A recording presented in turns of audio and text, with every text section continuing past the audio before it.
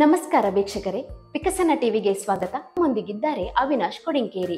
ದೀಪಾವಳಿ ಹಬ್ಬಗಳ ರಾಜ ಅಂತ ಎಲ್ಲರಿಗೂ ತಾವು ಪಾಲ್ಗೊಳ್ಳುವಂತಹ ಒಂದು ಅವಕಾಶ ಇರುವಂತಹ ಬಹಳ ದೊಡ್ಡದಾದಂಥ ಒಂದು ಹಬ್ಬ ಇದು. ಮೂಲದ ಒಂದು ನೆನಪು ಉಂಟಲ್ಲ, ಅದು ಬಹಳ ಸುಂದರ.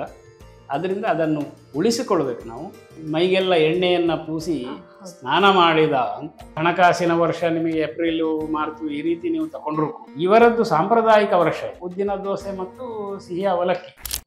ಕೊಡುವವ ಯಾರು? ಕೊಡುವವ ದೇವರೇ. ಅವನೇ ಕೊಡುವವ, ಅವನೇ ತಗೊಳ್ಳುವವ. ಈ ತತ್ವ ಯಾವತ್ತಿನವರೆಗೆ ನಮ್ಮಲ್ಲಿ ಒಡಮೂಡೋದಿಲ್ಲ. ನಾವೆಲ್ಲರೂ ಬಲಿಚಕ್ರವರ್ತಿಗಳು.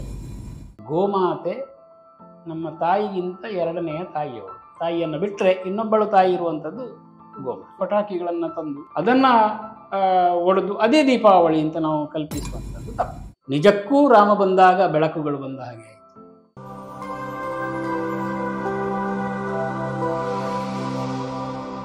ನಮಸ್ಕಾರ ವೀಕ್ಷಕರೇ, ವಿಕಸನ ಟಿವಿಗೆ ಸ್ವಾಗತ. ನಾನು ವಿದ್ಯಾಶ್ರೀ ನಾರಾಯಣ್.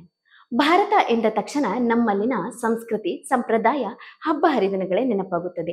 ಹೌದು, ಇಲ್ಲಿ ಆಚರಿಸುವ ಪ್ರತಿಯೊಂದು ಹಬ್ಬವೂ ಕೂಡ ತನ್ನದೇ ಆದ ವಿಶಿಷ್ಟವಾದ ಮಹತ್ವವನ್ನು ಹೊಂದಿದೆ.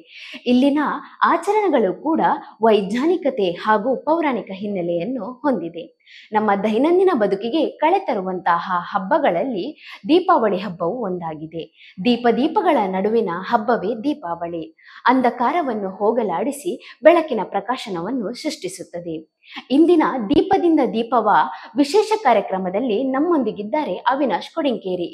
ಇವರು ಶಿಕ್ಷಕರಾಗಿ ಸತತ 28 ವರ್ಷಗಳ ಕಾಲ ಶಾರದಾ ಮಾತೆಯ ಸೇವೆಯನ್ನು ಸಲ್ಲಿಸಿದ್ದಾರೆ.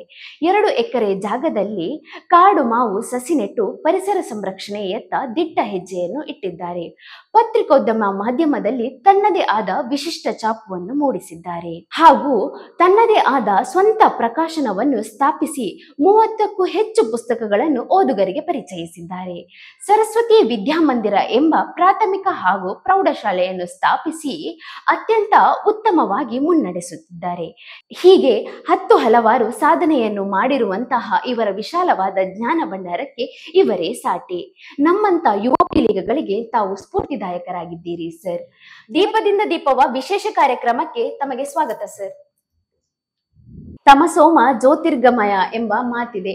ಕತ್ತಲೆಯ ಮೇಲೆ ಬೆಳಕಿನ ವಿಜಯವನ್ನು ಸಾಧಿಸುವ ದೀಪಾವಳಿ ಹಬ್ಬದ ಬಗ್ಗೆ ನಿಮ್ಮ ಅಭಿಪ್ರಾಯ ಏನು ಸರ್? ದೀಪಾವಳಿ ಹಬ್ಬಗಳ ರಾಜ ಅಂತ ತುಳುವಿನಲ್ಲಿ ನಾವು ನಮ್ಮ ತುಳುನಾಡಿನಲ್ಲಿ ಹಲವಾರು ಹಬ್ಬಗಳನ್ನು ಆಚರಿಸಿದ್ರು ನಾವು ಪರ್ಬ ಅಂತ ಹೇಳುವಂಥದ್ದು ದೀಪಾವಳಿಗೆ ಮಾತ್ರ.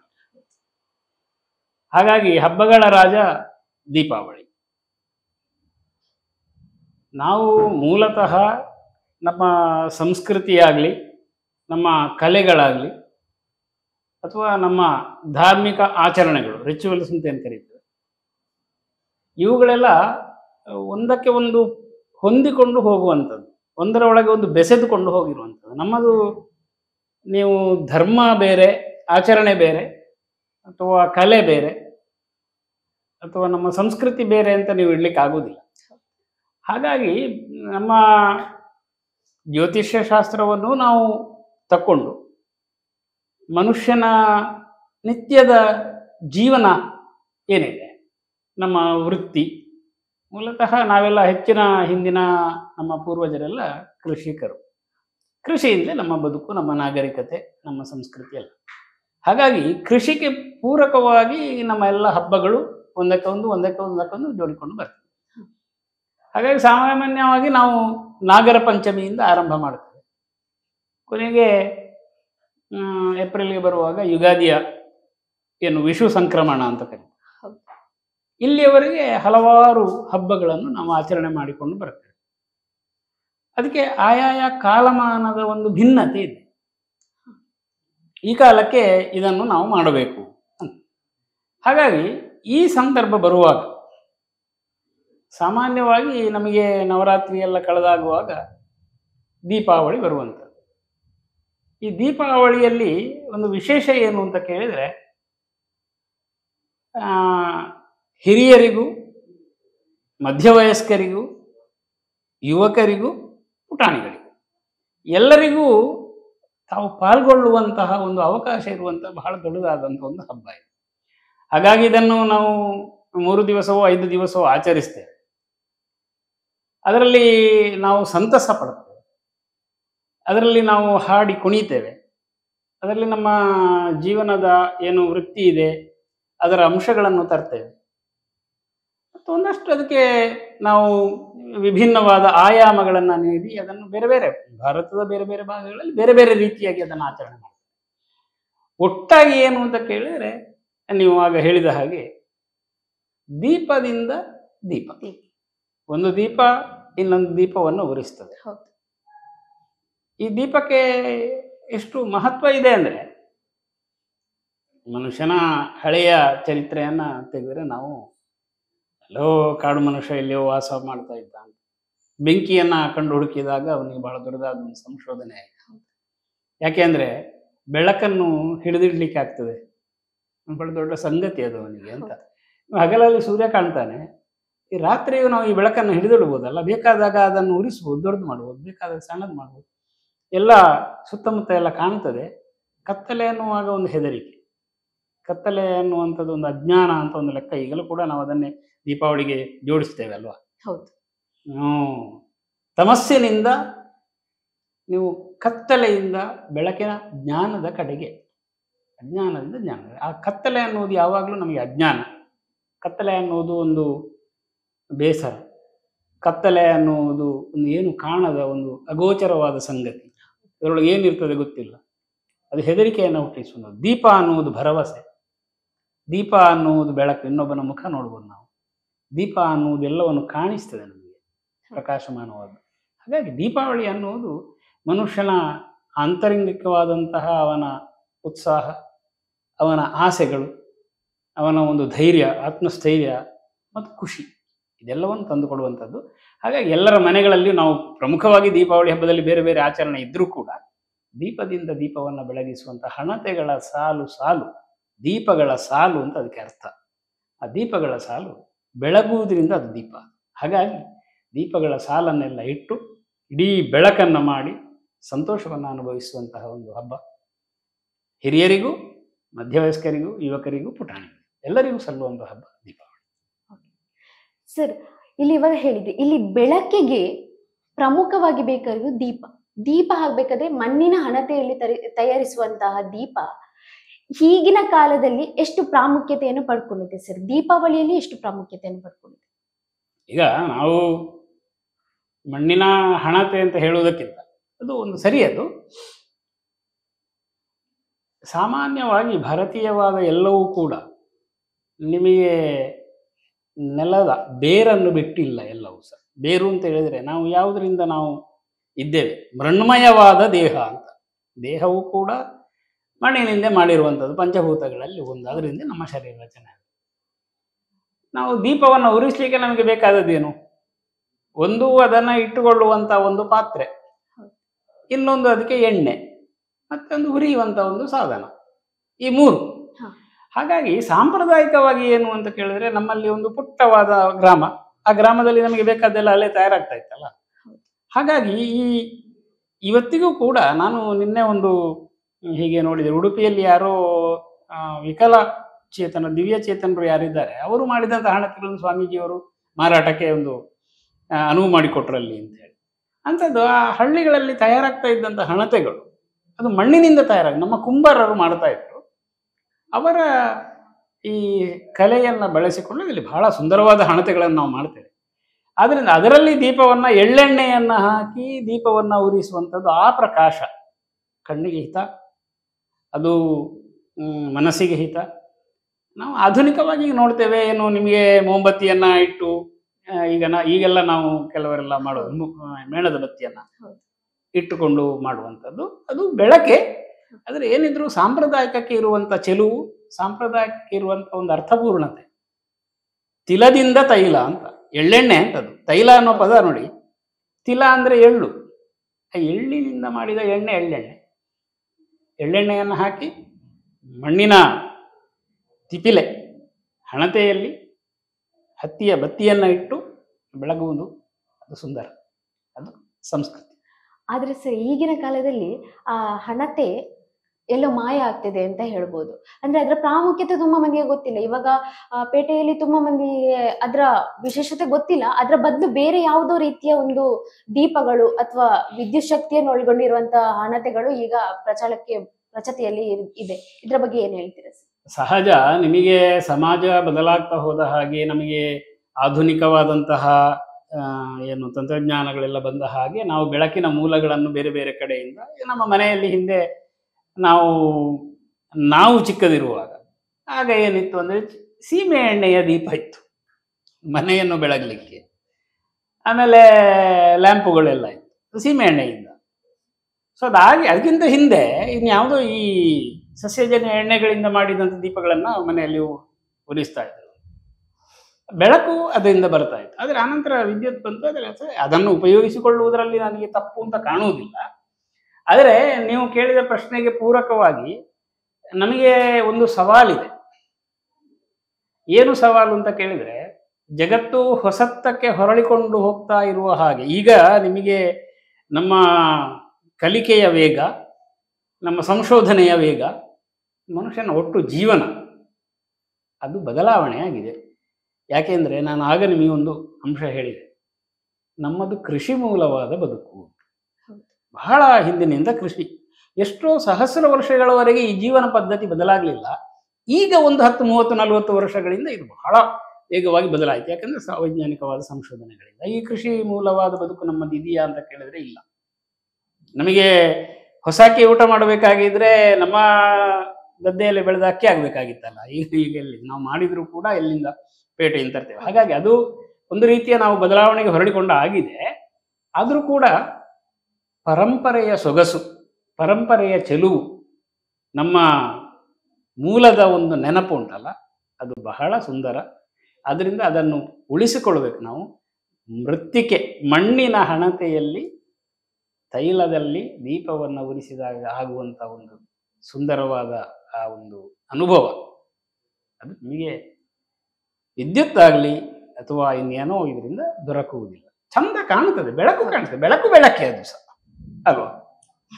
ಆಗಿನ ಕಾಲದ ದೀಪಾವಳಿ ಆಚರಣೆಗಳಿಗೂ ಈಗಿನ ಕಾಲದಲ್ಲಿ ಆಚರಿಸುವ ದೀಪಾವಳಿ ಆಚರಣೆಗೂ ಯಾವ ರೀತಿಯ ವ್ಯತ್ಯಾಸವನ್ನು ಹೇಳ್ಬೋದು ಸರ್? ಅಥವಾ ನಿಮ್ಮ ಅಭಿಪ್ರಾಯ ಏನು ಇದರ ಬಗ್ಗೆ? ದೀಪಾವಳಿಯ ಆಚರಣೆ ಭಿನ್ನವಾಗಿದೆ, ಅದನ್ನು ನಾವು ಒಪ್ಪಿಕೊಳ್ಬೇಕು. ಯಾಕೆಂದರೆ ಸ್ವಲ್ಪ ಈಗ ನಾವು ಚಿಕ್ಕದಿರುವಾಗ ಆ ಕಾಲದಲ್ಲಿ ಎಲ್ಲ ಹೇಗಿತ್ತು ಅಂತ ಕೇಳಿದರೆ, ಆ ಕಾಲದ ಕಲ್ಪನೆಗಳೇ ಭಿನ್ನವಾಗಿತ್ತು. ಈಗ ಒಂದು ಮನೆ ಕಟ್ಟುವಾಗಲೂ ನಾವು ಈಗ ಹೇಳಿದ ಹಾಗೆ ಈಗ ಎಷ್ಟು ಬೆಡ್ರೂಮಿನ ಮನೆ ಅಂತ ನಾವು ಹೇಳ್ತೇವೆ, ಆಗ ಹಾಗೆಲ್ಲ. ಆಗ ಎಷ್ಟು ಜನಕ್ಕೆ ಊಟ ಹಾಕ್ಬೋದು ಒಂದು ಹಾಲಲ್ಲಿ ಅಂತ, ಅದಕ್ಕೆ ಚಾವಡಿ ಅಂತ ಕರೆಯೋದು. ಅಂತಹ ವ್ಯವಸ್ಥೆಗಳು, ಅಂದರೆ ಊಟ ಹಾಕುವುದೇ ಮುಖ್ಯ. ಆಗ ಎಷ್ಟು ಜನ ಇರ್ತಿದ್ರು ಒಂದು ಮನೆಯಲ್ಲಿ, ಎಷ್ಟು ಕೂಡು ಕುಟುಂಬಗಳು ಅಂತ ಅದನ್ನು ಕರೆಯುವಂಥದ್ದು. ಈ ಕೂಡು ಕುಟುಂಬಗಳು ಹೊರಗೆ ಹೋಗಿದ್ರು ಕೂಡ ಅವರು ದೀಪಾವಳಿ ಹಬ್ಬಕ್ಕೆ ಆಗುವಾಗ ಅವರು ಒಟ್ಟಿಗೆ ಸೇರುವಂಥದ್ದು ಅದೊಂದು ಸಂತಸ. ಎಲ್ಲ ಕುಟುಂಬದವರು ಒಟ್ಟಿಗೆ ಬರ್ತಾರೆ, ಅವರಿಗೆ ಸಿಹಿಗಳನ್ನು ಮಾಡುವಂಥದ್ದು, ಅವರ ಜೊತೆಗೆ ನಾವು ಸಂತೋಷವನ್ನು ಅನುಭವಿಸಿ ದೀಪಗಳನ್ನು ಉರಿಸುವಂಥದ್ದು, ಅವರಿಗೆ ಅಭ್ಯಂಗ ಸ್ನಾನಗಳನ್ನು ಮಾಡುವಂಥದ್ದು, ಇದೆಲ್ಲ ಆಗಿನ ಕಾಲದಲ್ಲಿ ಬಹಳ ಒಂದು ಉತ್ಸಾಹದಲ್ಲಿತ್ತು, ಬಹಳ ಸಂಭ್ರಮ ಅಂತ. ಮಕ್ಕಳೆಲ್ಲ ಕಾಯುವುದು, ಎಲ್ಲ ಅವರ ಬಂಧು ಮಿತ್ರರೆಲ್ಲ ಒಟ್ಟಿಗೆ ಸಿಗ್ತಾರೆ ಕಾಣಲಿಕ್ಕೆ, ಅವ್ರ ಜೊತೆಗೆ ನಾನು ಆಟ ಆಡ್ಬೋದು, ಅವ್ರ ಜೊತೆಗೆ ಒಂದಷ್ಟು ಸಂಭ್ರಮವನ್ನು ಪಡ್ಬೋದು ಅಂತ. ಆದರೆ ಈಗ ಏನಾಗಿದೆ, ಈಗ ನಾವು ಅಂಥ ಒಂದು ಕೂಡು ಕುಟುಂಬಗಳು ಕಡಿಮೆ, ಎಲ್ಲ ಸಣ್ಣ ಸಣ್ಣ ಕುಟುಂಬಗಳಾದದ್ರಿಂದ ಅವರವರ ಮನೆಗಳಲ್ಲಿ ಅವರವರ ಮಟ್ಟಕ್ಕೆ ಅವರು ಮಾಡ್ತಾರೆ. ಆ ಒಂದು ಏನು ಸಂಭ್ರಮವನ್ನು ನಾವು ಈಗ ನಿರೀಕ್ಷೆಗೆ ಸಾಧ್ಯ ಇಲ್ಲ. ಈಗದ ಒಂದು ಆಚರಣೆಯ ಕ್ರಮಗಳೇ ಭಿನ್ನವಾಗಿ ಹೋಯಿತು ಅದರಿಂದಾಗಿ. ಆದರೆ ಒಳ್ಳೆಯದೋ ಕೆಟ್ಟದೋ ಅನ್ನುವುದು ಪ್ರಶ್ನೆ ಅಲ್ಲ, ಅದು ಆಗ ಹಾಗೆ ಇತ್ತು. ಮತ್ತು ಇನ್ನೊಂದೇನೆಂದರೆ, ಆ ಕಾಲದಲ್ಲಿ ಸಹ ಈಗ ನಾವು ಸಣ್ಣದಿರುವಾಗ ನಾವು ನೋಡಿದ್ದಕ್ಕೂ ಕೂಡ ಆಗಲೂ ಕೃಷಿಯೇ ಪ್ರಧಾನ. ಕೃಷಿಗೆ ಸಂಬಂಧಪಟ್ಟ ಎಲ್ಲವೂ ಇತ್ತೇ ಹೊರತು ಬೇರೆ ಬೇರೆ ಹೊಸ ಹೊಸ ಉದ್ಯೋಗಗಳು ಅಂತ ಇರದೇ ಇರುವುದರಿಂದ ಸಹಜವಾಗಿ ಎಲ್ಲರೂ ಕೂಡ ಈ ಒಂದು ಸಿಹಿ ಊಟಕ್ಕೋಸ್ಕರ ಕಾಯ್ತಾ ಇದ್ದಾರೆ. ನಮಗೆ ಈಗ ಏನಾಗಿದೆ ಅಂತ ಕೇಳಿದ್ರೆ, ನಮಗೆ ಸಿಹಿ, ಯಾವ ಸಿಹಿ ನಿಮಗೆ ಬೇಕು, ಕ್ಷಣಾರ್ಧದಲ್ಲಿ ನೀವು ಆರ್ಡರ್ ಮಾಡಿದ್ರೆ ಬಂದು ಮನೆಗೆ ಬೀಳುವಂತಹ ಸ್ಥಿತಿಯಲ್ಲಿ ನಾವಿದ್ದೇವೆ. ಹಾಗಾಗಿ ಒಂದು ಹಬ್ಬಕ್ಕೆ ಹೋಗಿ ಸಿಹಿ ತಿನ್ನಬೇಕು ಅನ್ನುವಂಥದ್ದೇ ಇಲ್ಲ. ದಿನನಿತ್ಯ ಸಿಹಿ ಸಿಗುವಾಗ ಹೊಸತೇನು. ಆಗ ಹಾಗೆಲ್ಲ, ಆ ದೀಪಾವಳಿ ಹಬ್ಬಕ್ಕೆ ಕಾಯುವುದು, ಆವತ್ತಿನ ಸಿಹಿಗೆ ಕಾಯುವುದು, ಆ ರೀತಿಯ ಒಂದು ಸಂಭ್ರಮ ಅದು ಆವಾಗ ಸಿಗ್ತಾ ಇರಲಿಲ್ಲ ಅಲ್ಲ, ವರ್ಷಕ್ಕೆ ಒಂದ್ಸಲ ಸಿಗೋದಲ್ಲ. ಹೌದು. ಅದಕ್ಕೆ ಎಲ್ಲರೂ ಕಾಯ್ತಾ ಇದ್ರು. ಆ ಭಿನ್ನತೆಯನ್ನು ನಾವೀಗ ಕಾಣಬಹುದು. ಬಟ್ ಒಂದು ರೀತಿ ವ್ಯತ್ಯಾಸಗಳನ್ನು ನಾವು ಕಾಣುತ್ತೇವೆ. ಯಾವುದು ಒಳ್ಳೆಯದು ಯಾವುದು ಕೆಟ್ಟದ್ದು ಅಂತ ತುಲನೆ ಇಲ್ಲ. ಕೆಟ್ಟದ್ದು ಒಳ್ಳೆಯದು ಪ್ರಶ್ನೆಯೇ ಅಲ್ಲ, ಕ್ರಮ ವ್ಯತ್ಯಾಸ ಆಗಿದೆ, ಮನುಷ್ಯನ ಜೀವನದ ಶೈಲಿ ವ್ಯತ್ಯಾಸ ಆದದ್ರಿಂದ. ಆದರೂ ದೀಪಾವಳಿ ತನ್ನದೇ ಆದಂಥ ಅಂಥದ್ದೇ ಸಂಭ್ರಮವನ್ನು ಇವತ್ತು ಉಳಿಸಿಕೊಂಡಿದೆ, ಇವತ್ತು ಕೂಡ. ಸರ್, ಅದೇ ಈಗಿನ ಈ ದೀಪಾವಳಿಯ ದೀಪದ ಬಗ್ಗೆ ಮಹತ್ವ, ದೀಪಾವಳಿ ಹಬ್ಬದ ಯಾಕೆ ಆಚರಿಸ್ತಿದ್ರು, ಯಾವ ರೀತಿಯ ಹಬ್ಬಗಳೆಲ್ಲ ಆಚರಿಸ್ತಿದ್ರು, ಇದ್ರ ಹಿಂದಿನ ಮಹತ್ವ ಈಗಿನ ಯುವ ಪೀಳಿಗೆಗಳಿಗೆ ಗೊತ್ತಿಲ್ಲ, ಅಥವಾ ಈ ಮಹತ್ವಗಳು ಮುಂದಿನ ತಲೆಮಾರಿಗೆ ಹೋಗ್ತದ ಅನ್ನೋದು ಕೂಡ ನಮಗೆ ಗೊತ್ತಿಲ್ಲ. ಸೊ ಇದ್ರ ಬಗ್ಗೆ ಏನ್ ಹೇಳ್ತೀರಾ ಸರ್? ಅಲ್ಲ, ದೀಪಾವಳಿ ಅನ್ನುವಂಥದ್ದು ಬಹಳ ಹಳೆಯ ಕಾಲದಿಂದಲೂ ನಾವು ಆಚರಿಸಿಕೊಂಡು ಬಂದಿರುವಂಥದ್ದು. ಮಹತ್ವ ಏನು ಅಂತ ಕೇಳಿದರೆ, ಈಗ ನಿಮಗೆ ಅಮೇರಿಕಾದಲ್ಲಿ ಕೂಡ ಯಾವುದೋ ಒಂದು ಅಲ್ಲಿಯ ಸ್ಟೇಟಿನಲ್ಲಿ ಇದನ್ನು ಅಧಿಕೃತವಾಗಿ ರಜೆ ಘೋಷಣೆ ಮಾಡಿದ್ದಾರೆ ದೀಪಾವಳಿಗೆ ಅಂತ. ಇಂಗ್ಲೆಂಡಲ್ಲೂ ಅವರ ಮುಖ್ಯ ಸರ್ಕಾರಿ ಇದರಲ್ಲೇ ದೀಪಾವಳಿ ಆಚರಣೆ ಮಾಡಿದ್ದು ಇದೆ, ಅಮೇರಿಕಾದಲ್ಲೂ ಆಚರಣೆ ಮಾಡಿದ್ದಿದೆ ಅಂತ. ಹಾಗಾಗಿ ಜಾಗತಿಕವಾಗಿ ದೀಪಾವಳಿಗೆ ಒಂದು ಮನ್ನಣೆ, ಅದು ಹಿಂದೂಗಳ ಹಬ್ಬ, ಪ್ರಮುಖವಾಗಿ ಏನಂದರೆ ದೀಪಾವಳಿ ಅಂತ ಒಂದು ಅದಕ್ಕೆ ಸ್ಥಾನಮಾನ ಬಂದಿದೆ. ಆದ್ದರಿಂದ ಅದು ವಿಶೇಷವೇ. ಇನ್ನೂ ಒಂದು ಏನು ಅಂತ ಕೇಳಿದ್ರೆ, ನಾವು ಬಹುಶಃ 7ನೇ ಶತಮಾನದ ಸಂಸ್ಕೃತ ಸಾಹಿತ್ಯದಲ್ಲಿ, 7, 9 2 ಶತಮಾನಗಳ ಸಂಸ್ಕೃತ ಸಾಹಿತ್ಯದಲ್ಲಿ ಕೂಡ, ಸಂಸ್ಕೃತ ಅಧ್ಯಯನ ಮಾಡಿದವರಿಗೆ ಅದರ ಗೊತ್ತಿರ್ತದೆ, ಅದರಲ್ಲಿ ದೀಪಾವಳಿಯ ಒಂದು ಬೇರೆ ಹೆಸರಿದೆ, ಅದಕ್ಕೆ ಉಲ್ಲೇಖ ಇದೆ, ದೀಪಗಳನ್ನು ಉರಿಸಿ ಮಾಡುವ ಹಬ್ಬ. ಅಂದರೆ ಸುಮಾರು ಹತ್ತಿರ ನಿಮಗೆ ಒಂದು 1300 1400 ವರ್ಷಗಳ ಹಿಂದಿನ ಲಿಖಿತ ದಾಖಲೆಗಳು ನಮಗೆ ಇದಕ್ಕೆ ದೊರಕ್ತವೆ ಅನ್ನುವಾಗ, ಅಷ್ಟು ಪ್ರಾಚೀನ ಕಾಲದಿಂದಲೂ ನಮ್ಮ ಪೂರ್ವಜರು ಇದನ್ನು ಆಚರಿಸಿಕೊಂಡು ಬರ್ತಾ ಇದ್ರು. ಆದ್ದರಿಂದ ನಮಗೆ ಅದು ನಮ್ಮ ಹಿರಿಯರಿಂದ ಬಂದಂತಹ ಒಂದು ಹಬ್ಬವೇ ಅದು. ಆ ರೀತಿಯಲ್ಲಿ ಇನ್ನೊಂದು ಏನು ಅಂತ ಕೇಳಿದರೆ, ನಮ್ಮ ಯಾವುದೇ ಆಚರಣೆಗಳನ್ನಾಗಲಿ ನಾವು ಅದನ್ನು ಅದರ ಬೇರು, ಅದರ ರೂಟ್, ಅದನ್ನು ನಾವು ಕಂಡುಕೊಳ್ಬೇಕು ಅಂತ. ಅದು ಅರ್ಥಪೂರ್ಣವಾಗುವುದು, ಅದು ಯಾಕೆ ನಾವು ಆಚರಿಸ್ತೇವೆ ಮತ್ತು ಅದರಲ್ಲಿ ಏನಿದೆ ಅನ್ನುವುದನ್ನು ತಿಳ್ಕೊಂಡಾಗ ಅಂತ. ಎಷ್ಟೋ ಸಲ ಮಾಮೂಲಿಯಾಗಿ ನಾವು ಆಚರಣೆ ಮಾಡಿಬಿಡ್ತೇವೆ, ಅದು ಬರ್ತದೆ ಪ್ರತಿ ವರ್ಷ, ಏನೋ ಮಾಡ್ತೇವೆ, ಹೋಗ್ತದೆ, ಮುಂದಿನ ವರ್ಷಕ್ಕೆ ಬರ್ತದೆ. ಯಾಕೆ ಅನ್ನುವ ಪ್ರಶ್ನೆ ನಮ್ಮಲ್ಲಿ ಹೇಳುವುದಿಲ್ಲ, ಏನು ಅಂತ ಪ್ರಶ್ನೆ ಹೇಳುವುದಿಲ್ಲ. ಈ ಎರಡು ಪ್ರಶ್ನೆಗಳನ್ನು ನಾವು ಹಾಕಿಕೊಂಡಾಗ ನಮ್ಮ ಯುವ ಪೀಳಿಗೆ, ನೀವೆಲ್ಲ ಮಾಡ್ತಾ ಇದ್ದೀವಿ, ಯುವ ಪೀಳಿಗೆ ಈ ರೀತಿಯ ಪ್ರಶ್ನೆಗಳನ್ನು ಕೇಳಿದರೆ ಅವರಿಗೆ ಅದು ಉತ್ತರವನ್ನು ಪಡ್ಕೊಂಡು ಅವ್ರು ಮುಂದೆ ಸುಮ್ಮನೆ ಬಿಡಬಾರ್ದು, ಅದನ್ನು ಯಾಕೆ ಮಾಡ್ತಾ ಇದ್ದೇವೆ ಅನ್ನುವಂಥದ್ದು. ಹಾಗಾಗಿ ಇದರಲ್ಲಿ ಸುಮಾರು ಹಬ್ಬಗಳ ಒಂದು ಕ್ಲಸ್ಟರ್, ಅದು ಒಂದು ಗುಂಪು, ಅದು ದೀಪಾವಳಿ ಅನ್ನುವಂಥದ್ದು. ಅದಕ್ಕೆ ಎಲ್ಲವನ್ನು ಜೋಡಣೆ ಮಾಡುವ ಒಂದು ಸೂತ್ರ, ಹಗ್ಗ. ಈಗ ಪುಷ್ಪಮಾಲೆಯಲ್ಲಿ ಒಂದು ಹಗ್ಗ ಇರ್ತದಲ್ಲ, ಹಲವು ಪುಷ್ಪಗಳನ್ನು ಇವೆ, ಆ ಹಗ್ಗ ದೀಪಾವಳಿ. ಮತ್ತು ಸುಮಾರು ಪುಷ್ಪಗಳು ಅದರಲ್ಲಿ ಬೇರೆ ಬೇರೆ ಇದೆ, ಅದು ಬೇರೆ ಬೇರೆ ದೇಶದ ಭಾಗಗಳಲ್ಲಿಯೂ ಕೂಡ ಬೇರೆ ಬೇರೆ ರೀತಿಯ ಹಬ್ಬಗಳನ್ನು ಅದರಲ್ಲಿ ಆಚರಣೆ ಮಾಡ್ತಾರೆ. ಹಾಗಾಗಿ ದೀಪಾವಳಿ ಅನ್ನುವಂಥದ್ದು ಮನುಷ್ಯ ತನ್ನ ದೇಹದ ಆರೋಗ್ಯಕ್ಕೋಸ್ಕರ, ತನ್ನ ಮನಸ್ಸಿನ ಸಂತೋಷಕ್ಕೋಸ್ಕರ, ಸಾಮಾಜಿಕವಾದ ಒಂದು ಸಮ್ಮಿಲನಕ್ಕೋಸ್ಕರ ನಾವಿದನ್ನು ಮಾಡುವಂಥದ್ದು, ದೇವರ ಆರಾಧನೆಗೋಸ್ಕರ. ಎಲ್ಲವೂ ನಮ್ಮ ಹಬ್ಬಗಳು ತುರೀಯವಾಗಿ, ತುರಿಯ ಅಂದರೆ ಅತ್ಯಂತ ಕೊಟ್ಟ ಕೊನೆಗೆ ಅದು ಸೇರುವಂಥದ್ದು ದೇವನಿಗೆ. ಅದು ದೇವನಿಗೆ ಅರ್ಪಣೆ ಮಾಡಿದರೆ ಮಾತ್ರ ನಮ್ಮ ಬದುಕು ಸಾರ್ಥಕ. ಅದಕ್ಕೆ ಹಬ್ಬವು ಹೊರತಲ್ಲ, ದೀಪಾವಳಿಯು ಕೂಡ ಅಷ್ಟೇ. ಈ ಸಂಭ್ರಮದ ಜೊತೆಗೆ ದೇವನ ಆರಾಧನೆ. ನಮ್ಮ ದೇವರು ಬಹಳ ಚಪ್ಪೆ ದೇವರಲ್ಲ, ನಮ್ಮ ದೇವರು ಸಂಭ್ರಮದ ದೇವರು ಅಲ್ವಾ. ಅವನಿಗೂ ಖುಷಿ ಬೇಕು, ಅವನು ಉತ್ಸವ ಪ್ರಿಯವ, ನಾವು ಉತ್ಸವ ಪ್ರಿಯರೇ ಅಲ್ವಾ. ಉತ್ಸವ ಎಲ್ಲ ಒಂದು ಜೀವನದ ಎಲ್ಲ ಕಷ್ಟ ಕಾರ್ಪಣ್ಯ ದುಃಖ ದುಮ್ಮಾನಗಳ ನಡುವೆ ಖುಷಿ ಪಡಲಿಕ್ಕೋಸ್ಕರ ಇದನ್ನು ನಾವು ಬೇರೆ ಬೇರೆ 3-4 ಹಬ್ಬಗಳನ್ನು ಒಂದಕ್ಕೆ ಸೇರಿಸಿ ಒಂದು ದೀಪಾವಳಿ ಆಚರಣೆ ಮಾಡ್ತೇವೆ. ಸರ್, ಈಗ ನೀವು ಅಷ್ಟೇ ಹೇಳಿದ್ರಿ, 3 ಬೇರೆ ಬೇರೆ ಹಬ್ಬಗಳನ್ನು ಒಂದುಗೂಡಿಸಿ ದೀಪಾವಳಿ ಹಬ್ಬ ಅಂತ. ಈ ಬೇರೆ ಬೇರೆ ಹಬ್ಬಗಳು ಒಂದುಗೂಡಿಸಿ ಒಂದು ದೀಪಾವಳಿ ಹಬ್ಬ ಆಗುವಾಗ, ಈ ದೀಪಾವಳಿ ಹಬ್ಬದಲ್ಲಿ ಮೊದಲಿಗೆ ಬರುವುದು ನರಕ ಚತುರ್ದಶಿ. ಭಗವಾನ್ ಶ್ರೀಕೃಷ್ಣನು ನರಕಾಸುರನ ವಧೆಯನ್ನು ಮಾಡಿದ ನಂತರ ನರಕ ಚತುರ್ದಶಿ ಅಂತ ಹೇಳಿ ಹಬ್ಬವನ್ನು ಆಚರಿಸ್ತಾರೆ. ಈ ಕಥೆಯ ಹಿನ್ನೆಲೆ ಎಂತ ಸರ್? ಅಂದ್ರೆ ಈ ಕಥೆಯ ವಾಸ್ತವವಾಗಿ ಈಗ ಹಬ್ಬ 5 ದಿವಸ ಅಂತ ಕೆಲವರಿಗೆ, ನಾವು ಉತ್ತರ ಭಾರತಕ್ಕೆಲ್ಲ ಹೋದರೆ ಇನ್ನೂ ಅದಕ್ಕೆ 2 ದಿವಸ ಸೇರಿಸಿ ನಾವು 3 ದಿವಸ ಹೆಚ್ಚಾಗಿ ಮಾಡುವಂಥ. ಅದಕ್ಕೆ ಒಂದು ಧನತೆರಾಸ್ ಅಂತ ಹೇಳಿ, ಅದು ಕುಬೇರ ಲಕ್ಷ್ಮಿ ಇವರನ್ನೆಲ್ಲ ಪೂಜೆ ಮಾಡುವಂಥದ್ದು. ಅದು ದೀಪಾವಳಿಯ ಮೊದಲೇ ಬಂದು ಬಿಡ್ತದೆ, ನರಕ ಚತುರ್ದಶಿಗಿಂತ ಮೊದಲೇ ಬಂದು ಬಿಡುತ್ತೆ. ಹ. ನರಕ ಚತುರ್ದಶಿ ಎರಡನೇದಾಗಿ, ಮೂರನೇದಾಗಿ ಅಮಾವಾಸ್ಯೆ ದಿವಸ ಲಕ್ಷ್ಮೀ ಪೂಜೆಯನ್ನು ನಾವು ಮಾಡ್ತೀವಿ. ನಾಲ್ಕನೇದಾಗಿ ಬಲಿಪಾಡ್ಯ ಇತ್ಯಾದಿಗಳನ್ನೆಲ್ಲ ನಾವು ಮಾಡುವಂಥದ್ದು. ಐದನೇದೊಂದು ಇದೆ, ಯಮದ್ವಿತೀಯ ಅಂತ ಅದನ್ನು ಕರೀತಾರೆ. ಅದು ಅಣ್ಣ ತಂಗಿಯ ಒಂದು ಪ್ರೀತಿಯ ದ್ಯೋತಕವಾದಂಥ ಒಂದು ಹಬ್ಬ. ಅದು ಆ ರೀತಿ 5 ಇರ್ತದೆ. ನಮಗೆ ಇಲ್ಲಿ ಮುಖ್ಯವಾಗಿರುವಂಥದ್ದು 3.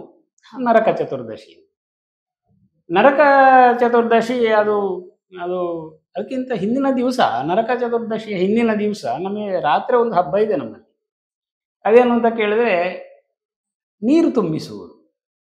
ಈಗೆಲ್ಲ ನಮಗೆ ಆಧುನಿಕವಾಗಿ ಗೀಸರುಗಳು ಅಥವಾ ಈ ನಮ್ಮ ಸೌರ ಅದರಿಂದ ಬರುವಂತ ಬಿಸಿ ನೀರು ಎಲ್ಲ ಬರ್ತದೆ.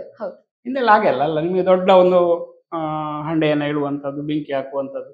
ಅದು ಹಿಂದಿನ ದಿವಸ ರಾತ್ರಿ ನೀರು ತುಂಬಿಸಿ ಅದಕ್ಕೆ ತರಕಾರಿಗಳ ಬಳ್ಳಿ ಇತ್ಯಾದಿಗಳನ್ನೆಲ್ಲ ಮತ್ತೆ ತೋರಣಗಳನ್ನೆಲ್ಲ ಅದಕ್ಕೆ ಕಟ್ಲಿಕ್ಕುಂಟು. ಅದಕ್ಕೆ ಹೂವೆಲ್ಲ ಹಾಕಿ ಅದಕ್ಕೆ ಒಂದು ನಾಣ್ಯಗಳನ್ನೆಲ್ಲ ಅಲ್ಲಿ ಇಟ್ಟು ಗಂಟೆ ಸಹಿತ ಒಂದು ಆರತಿ ಎಲ್ಲ ಮಾಡಿ ಅದು ಹೆಂಗಳೆಯರೇ ಮುಖ್ಯವಾಗಿ ಅಲ್ಲಿ ಮಾಡೋದು, ಹೆಂಗಳೆಯರಿಗೆ ಸಂಬಂಧಪಟ್ಟ ಅದನ್ನ ಪೂಜಿಸಿ ಮರು ದಿವಸಕ್ಕೆ ಅಲ್ಲಿ ಬೆಂಕಿಯನ್ನು ಕೊಟ್ಟು ಅದು ಬಿಸಿ ನೀರು ರೆಡಿ ಮಾಡುವಂಥದ್ದು. ಅದು ಒಂದು ಹಬ್ಬವೇ. ಸಂಜೆ ಹೊತ್ತಿಗೆ ಅಲ್ಲಿಂದ ನಮ್ಮ ಸಾಂಪ್ರದಾಯಿಕ ಹಬ್ಬ ಶುರುವಾಗ್ತದೆ. ಮರು ದಿವಸ ನರಕ ಚತುರ್ದಶಿ. ವಾಸ್ತವವಾಗಿ ಕೃಷ್ಣ ಪರಮಾತ್ಮ ಮತ್ತು ಭೂದೇವಿ ಅವರ ಪುತ್ರ ಅವನು ನರಕಾಸುರ, ಭೌಮಾಸುರ ಅಂತ, ಅವನಿಗೆ ಭೂಮಿಯ ಮಗ. ಬಹಳ ತಾತ್ವಿಕವಾದ ಹಿನ್ನೆಲೆ ಇರುವಂಥದ್ದು. ಭೂದೇವಿಯ ಮಗ ಅವನು ಅನಾಚಾರಕ್ಕೆ ಎಡೆ ಮಾಡ್ತಾನೆ. ಅವನಿಗೊಂದು ವರದ ಬಲ ಇತ್ತು. ತಂದೆ ತಾಯಿಯರು ಜೊತೆಯಾಗಿ ಬಂದಾಗ ಮಾತ್ರ ಅವನ ಸಾವು ಅಂತೇಳಿ. ಹಾಗಾಗಿ ಈ ವರದ ಸಾಮಾನ್ಯವಾಗಿ ಹಾಗೆ ಆಗ್ತದೆ ಮನುಷ್ಯನಿಗೆ. ತನಗೆ ಸಾವಿಲ್ಲ ಅಂತ ಒಂದು ಬಂದಾಗ, ಯಾರೇ ಆಗಲಿ, ಅದು ನಮ್ಮ ನಡುವೆ ಆಗಲಿ, ಈಗ ಮನುಷ್ಯ ಮತ್ತು ರಾಕ್ಷಸ ಬೇರೆ ಬೇರೆ ಏನೂ ಅಲ್ಲ. ರಾಕ್ಷಸರು ನಮ್ಮ ನಡುವೆ ಇರುವವರು, ದೇವತೆಗಳು ನಮ್ಮ ನಡುವೆ ಇರುವವರೇ. ಹಾಗಾಗಿ ರಾಕ್ಷಸ ಆಗೋದು ಯಾವಾಗ ಅಂದರೆ ಅವನಿಗೊಂದು ಕೊಬ್ಬು ಬರುವಾಗ, ಅವನಿಗೆ ಅಹಂಕಾರ ಬರುವಾಗ, ನನ್ನನ್ನು ಮೀರಿಸಿದವರು ಯಾರೂ ಇಲ್ಲ. ನರಕಾಸುರನಿಗೆ ಹಾಗೆ ಆಯ್ತಲ್ಲ. ಇವನು ಈ ಎಲ್ಲ ಅನಾಚಾರಗಳು, ಈ ಹೆಂಗಳೆಯರನ್ನೆಲ್ಲ ತಂದು ಇಲ್ಲಿ ಸೆರೆಮನೆಯಲ್ಲಿ ಕೂಡಿ ಹಾಕಿ ಈ ರೀತಿಯೆಲ್ಲ ತನಗೆ ಎದುರಿಲ್ಲ ಅಂತ, ಇದು ಅನಾಚಾರ. ಈ ಅನಾಚಾರಗಳನ್ನು ಮಾಡ್ತಾ ಇರುವಾಗ ಇವನಿಗೆ ತಂದೆ ತಾಯಿಯರ ಜೊತೆಯಾಗಿ ಬರಬೇಕು ಅಂತ. ಹಾಗಾಗಿ ಕೃಷ್ಣ ಪರಮಾತ್ಮ ಹೋಗಿ ಅವನನ್ನ ಅದೊಂದು ಏನು ಭಗವದ್ಗೀತೆಯಲ್ಲಿ ಪರಮಾತ್ಮ ಹೇಳ್ತಾನೆ, ತನ್ನವರು ಅಂತ ಇಲ್ಲ, ಬೇರೆಯವರು ಅಂತ ಇಲ್ಲ. ಆ ಅನ್ಯಾಯವನ್ನ ನಾಶ ಮಾಡಬೇಕು, ಒಳ್ಳೆಯದು ಬರಬೇಕು ಅಂತ. ಅದಕ್ಕೋಸ್ಕರ ನರಕಾಸುರನ ವಧೆಯನ್ನ ಮಾಡ್ತಾರೆ. ಈ ಮಾಡಿದ ಸಂದರ್ಭದಲ್ಲಿ ಆಗುವಂತ ಆಯಾಸದ ಪರಿಹಾರಕ್ಕೋಸ್ಕರ ಮೈಗೆಲ್ಲ ಎಣ್ಣೆಯನ್ನ ಪೂಸಿ ಸ್ನಾನ ಮಾಡಿದ ಅಂತ. ಹಾಗಾಗಿ ನಮಗೆ ಬೆಳಿಗ್ಗೆ, ನರಕ ಚತುರ್ದಶಿಯ ದಿವಸ ಬೆಳಿಗ್ಗೆ ಅಭ್ಯಂಜನ, ಅದು ಒಳ್ಳೆಯ ಬೆಳಿಗ್ಗೆ ಎಬ್ಬಿಸಬೇಕು. ಅದು ಅರೆ ನಿದ್ದೆಯಲ್ಲಿರುವಾಗಲೇ ಎಬ್ಬಿಸಬೇಕು ಬೆಳಿಗ್ಗೆ. ಬ್ರಾಹ್ಮಿ ಮುಹೂರ್ತ ಅಂತ ಲೆಕ್ಕ. ನಾವೆಲ್ಲ ಚಿಕ್ಕದಿರುವಾಗ ನಮಗೆ ಅದು ಆ ಕಣ್ಣನ್ನು ತೂಗಿಕೊಂಡೇ ಬರುವಂಥದ್ದು ನಿದ್ದೆಯಿಂದ ಎಬ್ಬಿಸುವಾಗ. ಅದು ಹಿಂಸೆ. 4 ಗಂಟೆಗೆಲ್ಲ ಎಬ್ಬಿಸುವಂಥದ್ದು. ಆಮೇಲೆ ದೇವರ ಎದುರು ಕೂತ್ಕೊಳ್ಳಿಸಿ ಒಂದು ಮಂತ್ರಾಕ್ಷತೆ ಎಲ್ಲ ಹಾಕಿ, ಗರಿಕೆಯೋ ಬತ್ತಿಯೋ ಅದರಿಂದ ಎಣ್ಣೆಯನ್ನು ತಲೆಗೆಲ್ಲ ಹಾಕಿ ತಲೆಗೆ ತಟ್ಟಿ ಮೈಗೆಲ್ಲ ಎಣ್ಣೆಯ ಮರ್ದನವನ್ನ ಕೂಡ ಮಾಡಬೇಕಲ್ಲಿ, ಅಂಗಮರ್ದನಗಳು. ಅದನ್ನು ಮಾಡಿ ಎಣ್ಣೆಯನ್ನು ಪೂಸಿ ಆಮೇಲೆ ನೀರನ್ನು ಹೊಯ್ಯುವಂಥದ್ದು. ಅದು ಮನೆಯ ಹಿರಿಯರು ಅದನ್ನು ಮಾಡಬೇಕು. ಆ ನೀರು ಎಷ್ಟು ಬಿಸಿ ಇರ್ತದೆ ಅಂದರೆ ಅದನ್ನು ಹೊಡೆದ ರಭಸಕ್ಕೆ ಅವನಿಗೆ ಅರ್ಧ ಗಂಟೆಯಲ್ಲಿ ನಿದ್ದೆ ಬರಬೇಕು. ಅಂತಹ ಒಂದು ಆನಂದ ಅದು ಮತ್ತೆ ಮತ್ತೆ ಆ ಹಬ್ಬವನ್ನು ನೆನಪಿಸ್ತದೆ. ಆರೋಗ್ಯದ ದೃಷ್ಟಿಯಿಂದಲೂ ಅಷ್ಟೇ. ವರ್ಷಕ್ಕೆ 1 ಸಲ ಎಣ್ಣೆ ಹಾಕಿ ಸ್ನಾನ ಮಾಡೋದವರು ಇದ್ದಾರೆ. ಆದರೆ ಈ ತೈಲ ಅನ್ನುವಂಥದ್ದು ನಮ್ಮ ದೇಹದ ಆರೋಗ್ಯಕ್ಕೆ ಪೂರಕವಾಗಿ ಅಂತೇಳಿ ಆಯುರ್ವೇದ, ನಮ್ಮ ವೈದ್ಯ ಪದ್ಧತಿಗಳು ಹೇಳ್ತವೆ. ಹಾಗಾಗಿ ಈ ದೇಹದ ಒಂದು ಸುಸ್ಥಿತಿಗೋಸ್ಕರವಾಗಿ ಆದರೂ ಮತ್ತು ಕೃಷ್ಣನ ಈ ಕಥೆಗಳು ಎಷ್ಟು ಹೊತ್ತಿಗೆ ಯಾವಾಗಲೂ ಅದೊಂದು ತತ್ವ ಒಂದು ಏನು ಹೇಳುವಂಥವು. ಅದೇನು ಕಥೆ ಅಂದರೆ ಪುರಾಣ ಕಥೆ, ಅದು ಯದ್ವತ್ ಹಾಗೇ ನಡೆದಿದೆ ಅಂತಲ್ಲ. ಈಗ ಯಾವುದೇ ಪುರಾಣ ಕಥೆ ನಾವು ತಗೊಂಡು ಅದು ಯದ್ವತ್ ಹಾಗೆ ನಡೆದಿದೆ ಅಂತಲ್ಲ. ಅದು ಒಂದು ತತ್ವವನ್ನು ಹೇಳ್ತದೆ. ಅದರ ಹಿಂದಿರುವ ತತ್ವ ಏನು ಅನ್ನೋ ತತ್ವ. ಹಾಗಾಗಿ ನರಕ ಚತುರ್ದಶಿಯ ಈ ಒಂದು ನೆನಪಿಗೋಸ್ಕರ ಪರಮಾತ್ಮ ತಾನು ವಿಶ್ರಮಿಸಿದ ಕಾರಣಕ್ಕೋಸ್ಕರ ನಾವು ಅಭ್ಯಂಜನವನ್ನು ನಾವು ಪ್ರತಿ ನರಕ ಚತುರ್ದಶಿಗೆ ಬೆಳಿಗ್ಗೆ ಬೆಳಿಗ್ಗೆ ಹೊತ್ತು ಮಾಡುತ್ತೇವೆ. ಮತ್ತು ಮಕ್ಕಳು ಮತ್ತು ಎಲ್ಲ ಪರಿವಾರದವರು ಇದನ್ನು ಸೇರಿಕೊಂಡು ಸಂಭ್ರಮಿಸ್ತಾರೆ. ಆ ಅದಕ್ಕೆ ಬೇಕಾದಂತಹ ಗುಂಪು ಏನು ಸರೋಳಿ ಅಂತ ನಾವು ಕರಿತೇವೆ, ಅದೆಲ್ಲ ಬಹುಶಃ ವರ್ಷಕ್ಕೆ ಕೆಲವರು ಒಂದೇ ಸಲ ಹಾಕುವುದೇ ಏನೋ, ಅದನ್ನೆಲ್ಲ ಹಾಕಿ ನ್ಯಾಚುರಲ್ ಶ್ಯಾಂಪು ಅದು ನಮಗೆ ಅದು ಕೊಡುವಂಥ ಒಂದು ಔಷಧೀಯ ಗುಣ. ತಲೆಗುದ್ದಿಗೆಲ್ಲ ಹಾಕಿ ಅದನ್ನು ತಂಪು ಮಾಡಿಕೊಂಡು ಸ್ನಾನ ಮಾಡೋದು, ಇದು ಆ ಹಬ್ಬದ ಒಂದು ದಿವಸದ ಮಹತ್ವ. ಅದನ್ನು ನಾವು ಇವತ್ತು ಪಾಲನೆ ಮಾಡ್ತಾ ಇದ್ದೇವೆ. ಬಳಿಪಾಡ್ಯಮಿ ಅನ್ನೋ ಒಂದು ಹಬ್ಬ ಬರ್ತದೆ ಸರ್, ಬಳಿಪಾಡ್ಯ ಪೂಜೆ ಅಂತ ಹೇಳ್ತಾರೆ. ಇದನ್ನ ತುಳುನಾಡಿನಲ್ಲಿ ಬಲಿಯಂದ್ರ ಪೂಜೆ ಅಂತ ಕೂಡ ಕರೀತಾರೆ. ಈ ತುಳುನಾಡಿಗೂ ಬಲಿಯಂದ್ರ ಪೂಜೆಗೂ ಇರುವ ವ್ಯತ್ಯಾಸ ಎಂತ ಸರ್, ಅಥವಾ ಇವರ ನಡುವಿನ ಸಂಬಂಧ ಎಂತ ಸರ್? ಈ ತುಳುನಾಡು ಮತ್ತೆ ಬಲಿಯಂದ್ರ ಪೂಜೆಗೂ ವಿಶೇಷವಾದ ಒಂದು ಏನಾದ್ರೂ ಸಂಬಂಧ ಇದೆಯಾ, ಅಥವಾ ಈ ಐತಿಹಾಸಿಕ ಹಿನ್ನೆಲೆ ಏನಾದ್ರೂ ಇದೆಯಾ? ಈಗ ನಾವು ನರಕ ಚತುರ್ದಶಿಯ ಬಗ್ಗೆ ಒಂದಿಷ್ಟು ನಾವು ಮಾತಾಡಿದೆವು. ಅಭ್ಯಂಗ ಸ್ನಾನ, ಅಲ್ಲಿಂದ ಎರಡನೇ ದಿವಸ ಅಮಾವಾಸ್ಯೆ ಇದೆ. ಅಮಾವಾಸ್ಯೆ ದೀಪಾವಳಿ ಅಮಾವಾಸ್ಯೆ ಅಂತ ಲೆಕ್ಕ. ಅಲ್ಲಿ ಲಕ್ಷ್ಮೀ ಪೂಜೆ ಇತ್ಯಾದಿಗಳು. ಮುಖ್ಯವಾಗಿ ಏನು ಅಂತ ಕೇಳಿದರೆ, ಎಷ್ಟೋ ಸಂದರ್ಭಗಳಲ್ಲಿ ನಿಮಗೆ ವ್ಯಾಪಾರಿಗಳು ಅವರು ಲಕ್ಷ್ಮೀ ಆರಾಧಕರು. ಸಹಜವಾಗಿ ಹಣಕ್ಕೆ ಸಂಬಂಧಪಟ್ಟದ್ದು ಎಲ್ಲವೂ ಲಕ್ಷ್ಮೀ. ಲಕ್ಷ್ಮಿ ಅಂದರೆ ಸಂಪತ್ತು, ಲಕ್ಷ್ಮಿ ಅಂದರೆ ಸಮೃದ್ಧಿ. ಅದು ಯಾವ ರೀತಿಯ ಲಕ್ಷ್ಮಿಯೂ ಆಗಬಹುದು. ನಿಮ್ಮ ಬರಿಯ ಪೈಸೆ ಅಥವಾ ಬರೀ ಬಂಗಾರ ಅಂತ ಅಲ್ಲ, ಬೇರೆ ಬೇರೆ ರೀತಿಯ ಲಕ್ಷ್ಮಿಯರಿದ್ದಾರೆ. ಹಾಗಾಗಿ ಧಾನ್ಯ, ಸಮೃದ್ಧಿ ಎಲ್ಲವೂ ಕೂಡ ಲಕ್ಷ್ಮಿಯ ಸ್ಥಾನವೇ.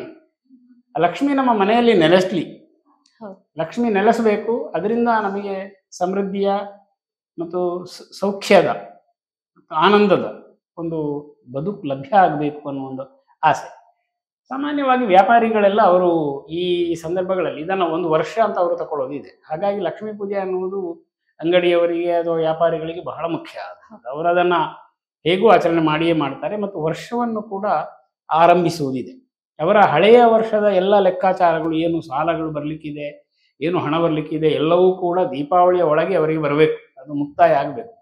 ನಮ್ಮ ಆಧುನಿಕ ಹಣಕಾಸಿನ ವರ್ಷ ನಿಮಗೆ ಏಪ್ರಿಲು, ಮಾರ್ಚು ಈ ರೀತಿ ನೀವು ತಗೊಂಡ್ರೂ ಕೂಡ ಇವರದ್ದು ಸಾಂಪ್ರದಾಯಿಕ ವರ್ಷ ಇದೆ. ಸಾಂಪ್ರದಾಯಿಕ ವರ್ಷ ಆರಂಭ ಆಗೋದು ದೀಪಾವಳಿಯಲ್ಲಿ, ಲಕ್ಷ್ಮೀ ಪೂಜೆ. ಹಾಗಾಗಿ ಅಂಗಡಿ ಪೂಜೆ, ಲಕ್ಷ್ಮೀ ಪೂಜೆ ಇದೆಲ್ಲವೂ ಕೂಡ ಆ ಒಂದು ಹಬ್ಬದ ಒಂದು ಭಾಗವೇ.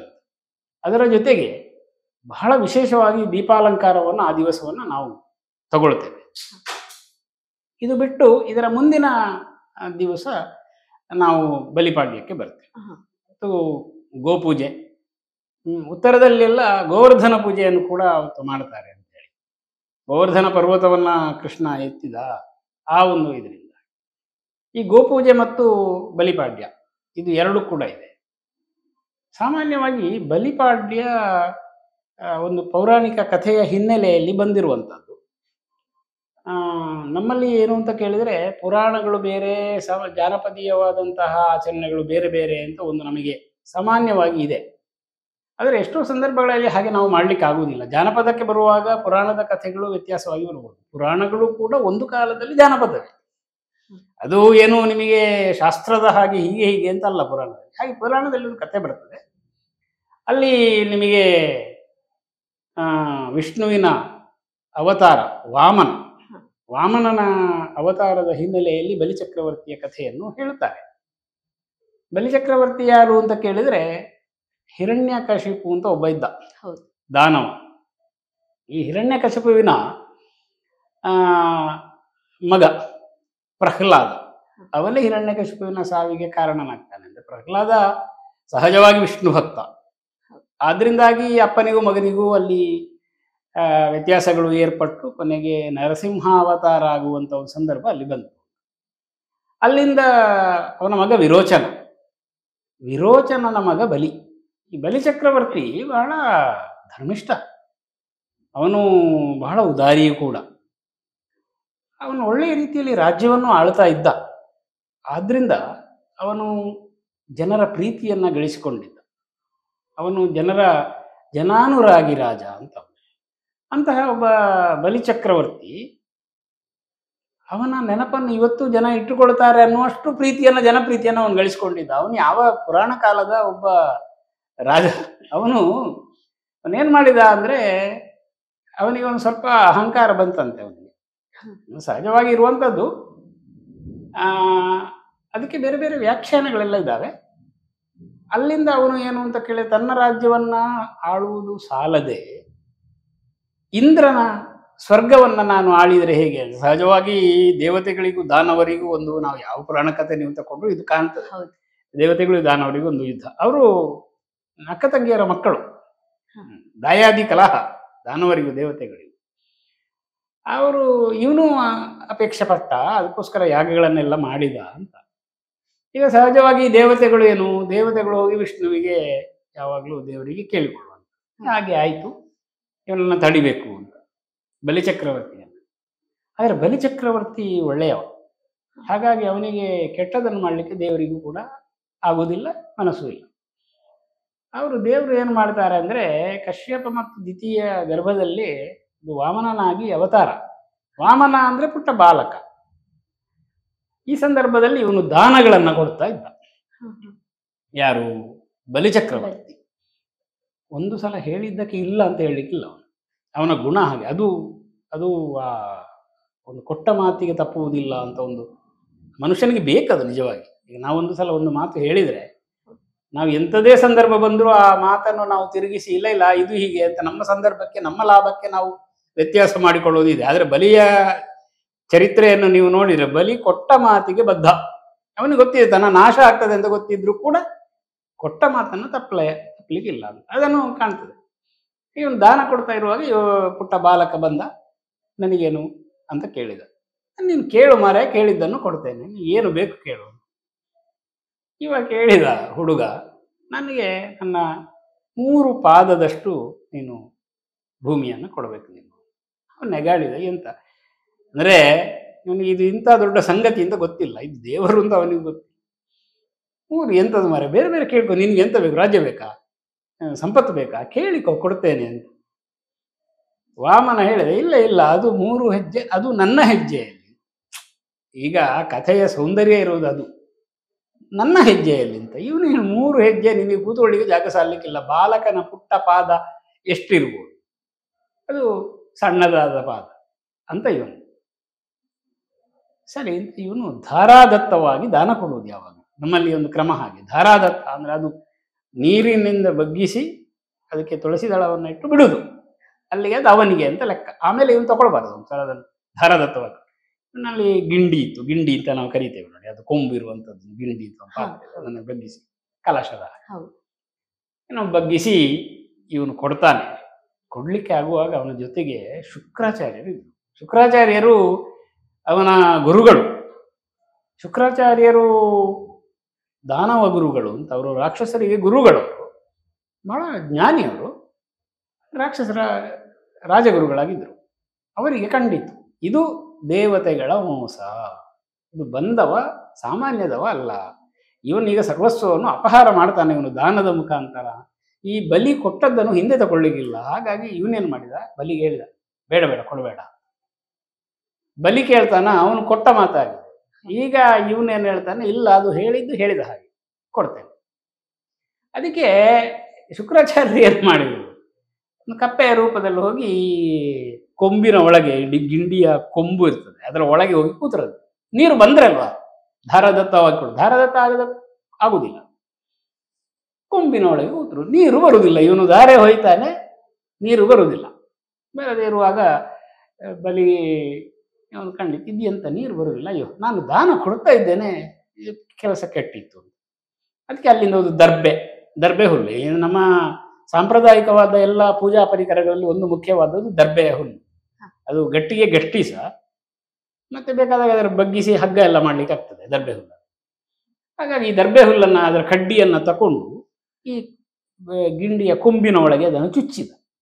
ಏನು ಕಸ ಸಿಕ್ಕಿಕೊಂಡಿರುವ, ಕೆಲವು ಸಲ ಸಣ್ಣ ಪುಟ್ಟ ಕಸಗಳು ಈ ಕೊಂಬಿನಲ್ಲಿ ಸಿಕ್ಕೊಂಡಿರ್ತದೆ, ನೀರು ಬರುವುದಿಲ್ಲ. ಚುಚ್ಚುವಾಗ ಅದು ಒಳಗೆ ಕೂತಿದ್ದ ಶುಕ್ರಾಚಾರ್ಯರ ಕಣ್ಣಿಗೆ ಚುಚ್ಚಿತಂತೆ. ಅಲ್ಲಿಂದ ಅವರು ಬೊಬ್ಬೆ ಹಾಕೊಂಡು ಹೊರಗೆ ಬಂದರು. ಹಾಗಾಗಿ ಒಂಟಿ ಕಣ್ಣಿನ ಶುಕ್ರಾಚಾರ್ಯರು ಅಂತ, ಅವರಿಗೊಂದು ಕಣ್ಣು ಇಲ್ಲ. ಇವನು ಒಪ್ಪಿಯಾಗಿದೆ, ಇವನು ಕೊಡ್ತಾನೆ. ಎಷ್ಟು? 3 ಪಾದ ಭೂಮಿ. 3 ಪಾದ ಯಾರ ಪಾದದಲ್ಲಿ ಅಳತೆ? ಬಾಲಕನ ಪಾದದಲ್ಲಿ ಅಳತೆ ಅಂತ. ಇವನು ಹೆಜ್ಜೆ ಇಡ್ತಾನೆ, 1ನೇ ಪಾದದಲ್ಲಿ ಬೆಳಿತಾನೆ. ಅವನು ವಾಮನನಾದವನು ತ್ರಿವಿಕ್ರಮನಾಗ್ತಾನೆ. ತ್ರಿವಿಕ್ರಮ ಅಂದರೆ ಅವನು ಹೋಗ್ತಾನೆ ಅವನು ಇಡೀ ಭೂಮಿಯನ್ನು ದಾಟಿ ಸೌರಮಂಡಲದ ಆಚೆಗೆ ಬೆಳಿತಾನೆ. ಅಂತ ತ್ರಿವಿಕ್ರಮ ರೂಪ. ಅಲ್ಲಿ 1 ಹೆಜ್ಜೆಯಲ್ಲಿ ಇಡೀ ಭೂಮಿಯನ್ನೇ ಅವನು ಅಳತೆ ಮಾಡ್ತಾನೆ. 2ನೇ ಹೆಜ್ಜೆಯಲ್ಲಿ ಇಡೀ ಆಕಾಶವನ್ನು ಅಳತೆ ಮಾಡ್ತಾನೆ. 3ನೇ ಹೆಜ್ಜೆ ಎಲ್ಲಿ ಇಡ್ಲಿ? ಈಗ ಬಲಿಚಕ್ರವರ್ತಿ ಹೇಳಿ ಆಗಿದೆ 3 ಹೆಜ್ಜೆಯಷ್ಟು ಜಾಗ ಕೊಡ್ತೇನೆ. 2 ಹೆಜ್ಜೆ ಕೊಟ್ಟಾಯಿತು, 3ನೇ ಹೆಜ್ಜೆ ಎಲ್ಲಿಡ್ಲಿ? ಭೂಮಿ ಆಕಾಶಗಳೆಲ್ಲ ಅಳತೆ ಹೋಗಿ ಆಗಿದೆ. ಈಗ ಏನು ಮಾಡೋದು? ಈಗ ಇವನಿಗೆ ಕಂಡಿತು, ಇದು ದೇವರು ನಾವು ಮಾಡುವ ಪರೀಕ್ಷೆ. ತಲೆ ಅನ್ನುವುದು ಯಾವಾಗಲೂ ಅಹಂಕಾರಕ್ಕೆ ಸಂಕೇತ. ನಮ್ಮ ಈಗೋ, ಮನುಷ್ಯನಿಗಿರುವ ಅತ್ಯಂತ ದೊಡ್ಡದಾದ ಸಂಗತಿ ಏನಂದ್ರೆ ಅವನವನ ಈಗೋ, ಅವನವನ ಅಹಂಕಾರ. ಅದನ್ನು ಬಿಟ್ಟುಕೊಟ್ರೆ ಆ ಮನುಷ್ಯ ಅವನು ವ್ಯವಹಾರ ಮಾಡಲಿಕ್ಕೆ ಕಷ್ಟ. ಅದು ದೊಡ್ಡದು. ನಾನು ಕೊಡುವವನು ಅಂತ ಒಂದು ಇದೆ ಅಲ್ಲ ಬಲಿಚಕ್ರವರ್ತಿಗೆ. ಕೊಡುವವ ಯಾರು? ಕೊಡುವವ ದೇವರೇ. ಅವನೇ ಕೊಡುವವ, ಅವನೇ ತಗೊಳ್ಳುವವ. ಈ ತತ್ವ ಯಾವತ್ತಿನವರೆಗೆ ನಮ್ಮಲ್ಲಿ ಒಡಮೂಡೋದಿಲ್ಲ. ನಾವೆಲ್ಲರೂ ಬಲಿಚಕ್ರವರ್ತಿಗಳೇ. ಹಾಗಾಗಿ ಬಲಿಚಕ್ರವರ್ತಿಯ ತಲೆ ಒಂದಿತ್ತು, ಅವನ ಅಹಂಕಾರ ಒಂದಿತ್ತು, ಅದನ್ನು ತುಳಿಬೇಕಾಗಿತ್ತು. ಅವನನ್ನು ಉದ್ಧಾರ ಮಾಡುವುದು. ಪರಮಾತ್ಮ ಅವನನ್ನು ತುಳಿಯುವುದಲ್ಲ. ವಾಸ್ತವಿಕವಾಗಿ ಇದನ್ನು ವರ್ಗ ಸಂಘರ್ಷಕ್ಕೆಲ್ಲ ತರ್ತಾರೆ. ಅವನು ರಾಕ್ಷಸ, ಅವನು ಜನಪದ, ಅವನನ್ನು ವಿಷ್ಣು ಬಂದು ತುಳುದಂತ. ಹಾಗೆಲ್ಲ ಅದು ತಾತ್ವಿಕಾರ್ಥವನ್ನು ಕಥೆಯಿಂದ ತಗೊಳ್ಬೇಕು. ಯಾವಾಗ ಅಹಂಕಾರವನ್ನು ತುಳುದ, ಅಹಂಕಾರವನ್ನು ತುಳಿದದ್ದಂದ್ರೆ ಅವನನ್ನು ಉದ್ಧಾರ ಮಾಡುವುದು ದೇವರು ಅಂತ ಲೆಕ್ಕ. ಅವನ ಅಹಂಕಾರ ಇಳಿದ್ರೆ ಅವನು ನಿಜವಾದ ಜ್ಞಾನಿ ಆಗ್ತಾನೆ. ಹಾಗಾಗಿ ಅವಾಗ ಹೇಳ್ತಾನೆ, ನನ್ನ ತಲೆಯ ಮೇಲೆ ಕಾಲಿಡು ದೇವರೇ ಅಂತ. ದೇವರ ಪಾದವನ್ನು ತಲೆಯಲ್ಲಿ ಹೊತ್ತವ ಎಂತ ಪುಣ್ಯವಂತ. ನಾವು ಅದನ್ನು ಒಂದು ಪ್ರತೀಕವಾಗಿ ಆಲೋಚನೆ ಮಾಡಿದರೆ, ದೇವರ ಪಾದವನ್ನು ತಲೆಯಲ್ಲಿ ಹೊತ್ತವ ಎಷ್ಟು ದೊಡ್ಡ ಸಂಗತಿ. ಅವನ ತಲೆಗೆ ದೇವರು ಪಾದವನ್ನ ಇಟ್ಟರು. ಇಟ್ಟಾಗುವಾಗ ಅದು ಪಾದವು ಅಳತೆಯಾಯಿತು. ಅವನು ಪರಿಪೂರ್ಣನಾದ, ಅವನು ಜ್ಞಾನಿಯಾದ, ಅವನ ಜೀವನ ಸಾರ ಉದ್ಧಾರವಾಯಿತು. ಹಾಗಾಗಿ ಬಲಿಚಕ್ರವರ್ತಿ ಮತ್ತೆ ನೆಲೆ ಏನು? ಎಲ್ಲ ಪರಮಾತ್ಮನ ಕೈ ಸೇರಿಯಾಗಿದೆ ಅಲ್ವಾ. ಹಾಗಾಗಿ ಬಲಿಚಕ್ರವರ್ತಿ ಒಂದು ಜಾಗವನ್ನು ಹೇಳ್ತಾನೆ, ಪಾತಾಳದಲ್ಲಿ ಹೋಗು. ಹಾಗೆ ಅಲ್ಲಿ ಅವನು ರಾಜ್ಯವನ್ನ ಆಳ್ಕೊಂಡಿರ್ತಾನೆ. ಅದರಿಂದ ಅವನಿಗೊಂದು ಇದೆ, ಅವನು ಭವಿಷ್ಯೇಂದ್ರ ಅಂತ ಇನ್ನು ವರವನ್ನು ಕೊಡ್ತಾರೆ. ಭವಿಷ್ಯತ್ ಕಾಲದ ಸ್ವರ್ಗಲೋಕದ ಅಧಿಪತ್ಯ ಯಾರಿಗೆ ಅಂತ ಕೇಳಿದ್ರೆ ಬಲಿಚಕ್ರವರ್ತಿಗೆ. ಅವನು ಆ ಜನ್ಮದಲ್ಲಿ ಅವನಿಗೆ ಹೋರಾಟದಲ್ಲಿ ಗೆಲ್ಲಲಿಕ್ಕೆ ಆಗದೇ ಇದ್ರು ಸಹ ಭವಿಷ್ಯತ್ತಿನಲ್ಲಿ ಅವನು ಇಂದ್ರನಾಗ್ತಾನೆ. ಅಂತಹ ಒಂದು ವರವನ್ನು ಕೊಡ್ತಾನೆ. ಚಿರಂಜೀವಿ ಅವನು. ಮತ್ತೆ ಅವನಿಗೆ ಬಹಳ ಪ್ರಜಾನುರಾಗಿ ಅವನು. ಅವನು ಕೂಡ ಪ್ರಜೆಗಳನ್ನ ಪ್ರೀತಿಸಿ, ನಮಗೆ ಆಡಳಿತ ಮಾಡುವವರು ಹೀಗಿರ್ಬೇಕಲ್ಲ ಅಂತ ನಮಗೆ ಕಾಣಬೇಕು. ನಮ್ಮ ಪುರಾಣಗಳು ನಮ್ಮನ್ನು ಆಡಳಿತ ಮಾಡುವವರು ನಮ್ಮನ್ನು ಕಿತ್ತು ತಿನ್ನುವವರಾಗಬಾರದು, ನಮ್ಮನ್ನು ಆಡಳಿತ ಮಾಡುವವರು ನಮ್ಮನ್ನು ಪ್ರೀತಿಸುವವರಾಗಬೇಕು. ಮಕ್ಕಳಂತೆ ನೋಡಿಕೊಳ್ಬೇಕು ರಾಜರು. ಆಗ ಜನಗಳು ರಾಜರನ್ನು ಅದೇ ಭಾವನೆಯಿಂದ ನೋಡ್ತಾರೆ. ಆ ಒಂದು ಬಾಂಡ್, ಒಂದು ಬಂಧನ ಬಲಿಗೂ ಜನಗಳಿಗೂ ಇದ್ದದ್ರಿಂದ ವರ್ಷಕ್ಕೆ 1 ದಿವಸ ಬಲಿಚಕ್ರವರ್ತಿ ಊರಿಗೆ ಬರ್ತಾನೆ. ತನ್ನ ಪ್ರಜೆಗಳನ್ನೆಲ್ಲ ನೋಡಿಕೊಳ್ತಾನೆ, ಅವರ ಸಂಭ್ರಮದಲ್ಲಿ ಪಾಲ್ಗೊಳ್ತಾನೆ. ಹಾಗೆ ಇದ್ದು ಮತ್ತೆ ಹೋಗ್ತಾನೆ. 3 ದಿವಸ ಅವನು ಇಲ್ಲಿ ಇರ್ತಾನೆ. ಹೋಗ್ತಾನೆ ಅವನ ಪಾದ, ಮತ್ತೆ ಪುನಃ ಬರ್ತಾನೆ. ಚಿರಂಜೀವಿ ಅವನು. ಆ ಒಂದು ನೆನಪಿಗೋಸ್ಕರ ನಾವು ಪಾಡ್ಯದ ದಿವಸ, ಆ ದಿವಸವನ್ನು ನಾವು ಆಚರಣೆಯನ್ನು ಮಾಡುತ್ತೇವೆ. ಮತ್ತು ಅದಕ್ಕೋಸ್ಕರ ಅವನ ನೆನಪಿಗೋಸ್ಕರ ನಾವು ತುಳುವರಲ್ಲಿ ಬೇರೆ ಬೇರೆ ಆಚರಣೆ ಇದೆ. ವಿಭಿನ್ನವಾದ ರೀತಿಯಲ್ಲಿ ಅದನ್ನು ನಾವು ಗದ್ದೆ ಹತ್ರ ಹೋಗಿ ಮಾಡುವಂಥದ್ದು, ದೀಪದ ಇದನ್ನು ಉರಿಸಿ ಮಾಡುವಂಥದ್ದು, ಕಂಬಗಳನ್ನು ಹಾಕುವಂಥದ್ದು, ಅದಕ್ಕೆ ಕಟ್ಟುವಂಥದ್ದು ಇತ್ಯಾದಿ ಬೇರೆ ಬೇರೆ ವಿಭಿನ್ನವಾದ ರೀತಿಯಲ್ಲಿ ಇದೆ. ಅವನನ್ನು ಕರೆಯುವಂಥದ್ದು, ಅವನು ಅದಕ್ಕೆ ಒಂದು ಪಾಡ್ದನದ ಒಂದು ಗಬ್ಬವೇ ಇದೆ, ಒಂದು ಹಾಡು ಇದೆ, ಅವನನ್ನು ಬಲಿ ಯಾವಾಗ ಬರ್ತಾನೆ ಅಂತೇಳಿ. ಆ ರೀತಿಯೆಲ್ಲ ಹೇಳಿ ಅವನು ಸಮೃದ್ಧಿಯ ಪ್ರತೀಕ. ಮತ್ತೆ ಲಕ್ಷ್ಮಿ ಸಮೃದ್ಧಿ ಮತ್ತೆ ಮತ್ತೆ ಬರೋದು ನೋಡಿ. ನಮಗೆಲ್ಲ ಬೇಕಾದ್ದಲ್ಲ ಸಮೃದ್ಧಿ, ಒಳ್ಳೆದಾಗಬೇಕು, ಸಂಪತ್ತು ಭರಿತವಾಗಬೇಕು. ನಾವು ಬಲಿಚಕ್ರವರ್ತಿಯ ರಾಜ್ಯ ಸಂಪತ್ ಸಮೃದ್ಧವಾದ ರಾಜ್ಯ.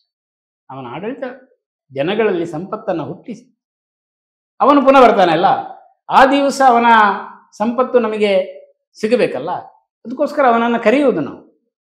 ನೀನು ಬರುವಾಗ ನೀನು ಪೊಲಿ ಸಮೃದ್ಧಿಯನ್ನತ, ಇಲ್ಲಿಂದ ಕೆಟ್ಟದ್ದನ್ನು ನೀನು ತಕೊಂಡು ಹೋಗು, ಬಾ ಬಲಿಚಕ್ರವರ್ತಿ, ನಿನ್ನನ್ನು ಮತ್ತೆ ಆಹ್ವಾನಿಸ್ತಾ ಇದ್ದೇವೆ ಕೂ ಅಂತೇಳಿ ಕೆಲವರು ಅವಲಕ್ಕಿಯನ್ನು ಬಿಸಾಕುವಂಥದ್ದು ಇತ್ಯಾದಿ ಎಲ್ಲ ಇದೆ. ಅವನಿಗೆ ಕೊಡುವಂಥದ್ದೆಲ್ಲ ಆಹಾರ ಪದಾರ್ಥಗಳನ್ನೆಲ್ಲ ಮಾಡಿ, ಈ ರೀತಿಯ ಬಲಿಪಾಡ್ಯದ ದಿವಸವನ್ನ ಯಾರು ಪುರಾಣಗಳನ್ನ ಓದಿ ಅನುಸರಿಸ್ತಾರೋ, ಯಾರು ಜಾನಪದವನ್ನು ಅನುಸರಿಸ್ತಾರೋ ಅಂತ ನಾವು ವಿಭಿನ್ನ ವಿಂಗಡಣೆ ಮಾಡುವುದಾಗಿದ್ದರೆ ಅವರೆಲ್ಲರೂ ಸೇರಿ ಒಟ್ಟಿಗೆ ಒಂದೇ ವಿಧವನ್ನ ಬೇರೆ ಬೇರೆ ರೀತಿಯಲ್ಲಿ ಆಚರಣೆ ಮಾಡುವಂಥದ್ದು ಬಲಿಪಾಡ್ಯ. ಈ ಬಲಿಪಾಡ್ಯ ಜೊತೆಗೆ ನಾವು ಬರುವಂಥದ್ದು ಇನ್ನೊಂದಿದೆ, ನೀವು ಆಗಲೇ ಹೇಳಿದ್ರಿ, ಗೋಪೂಜೆ.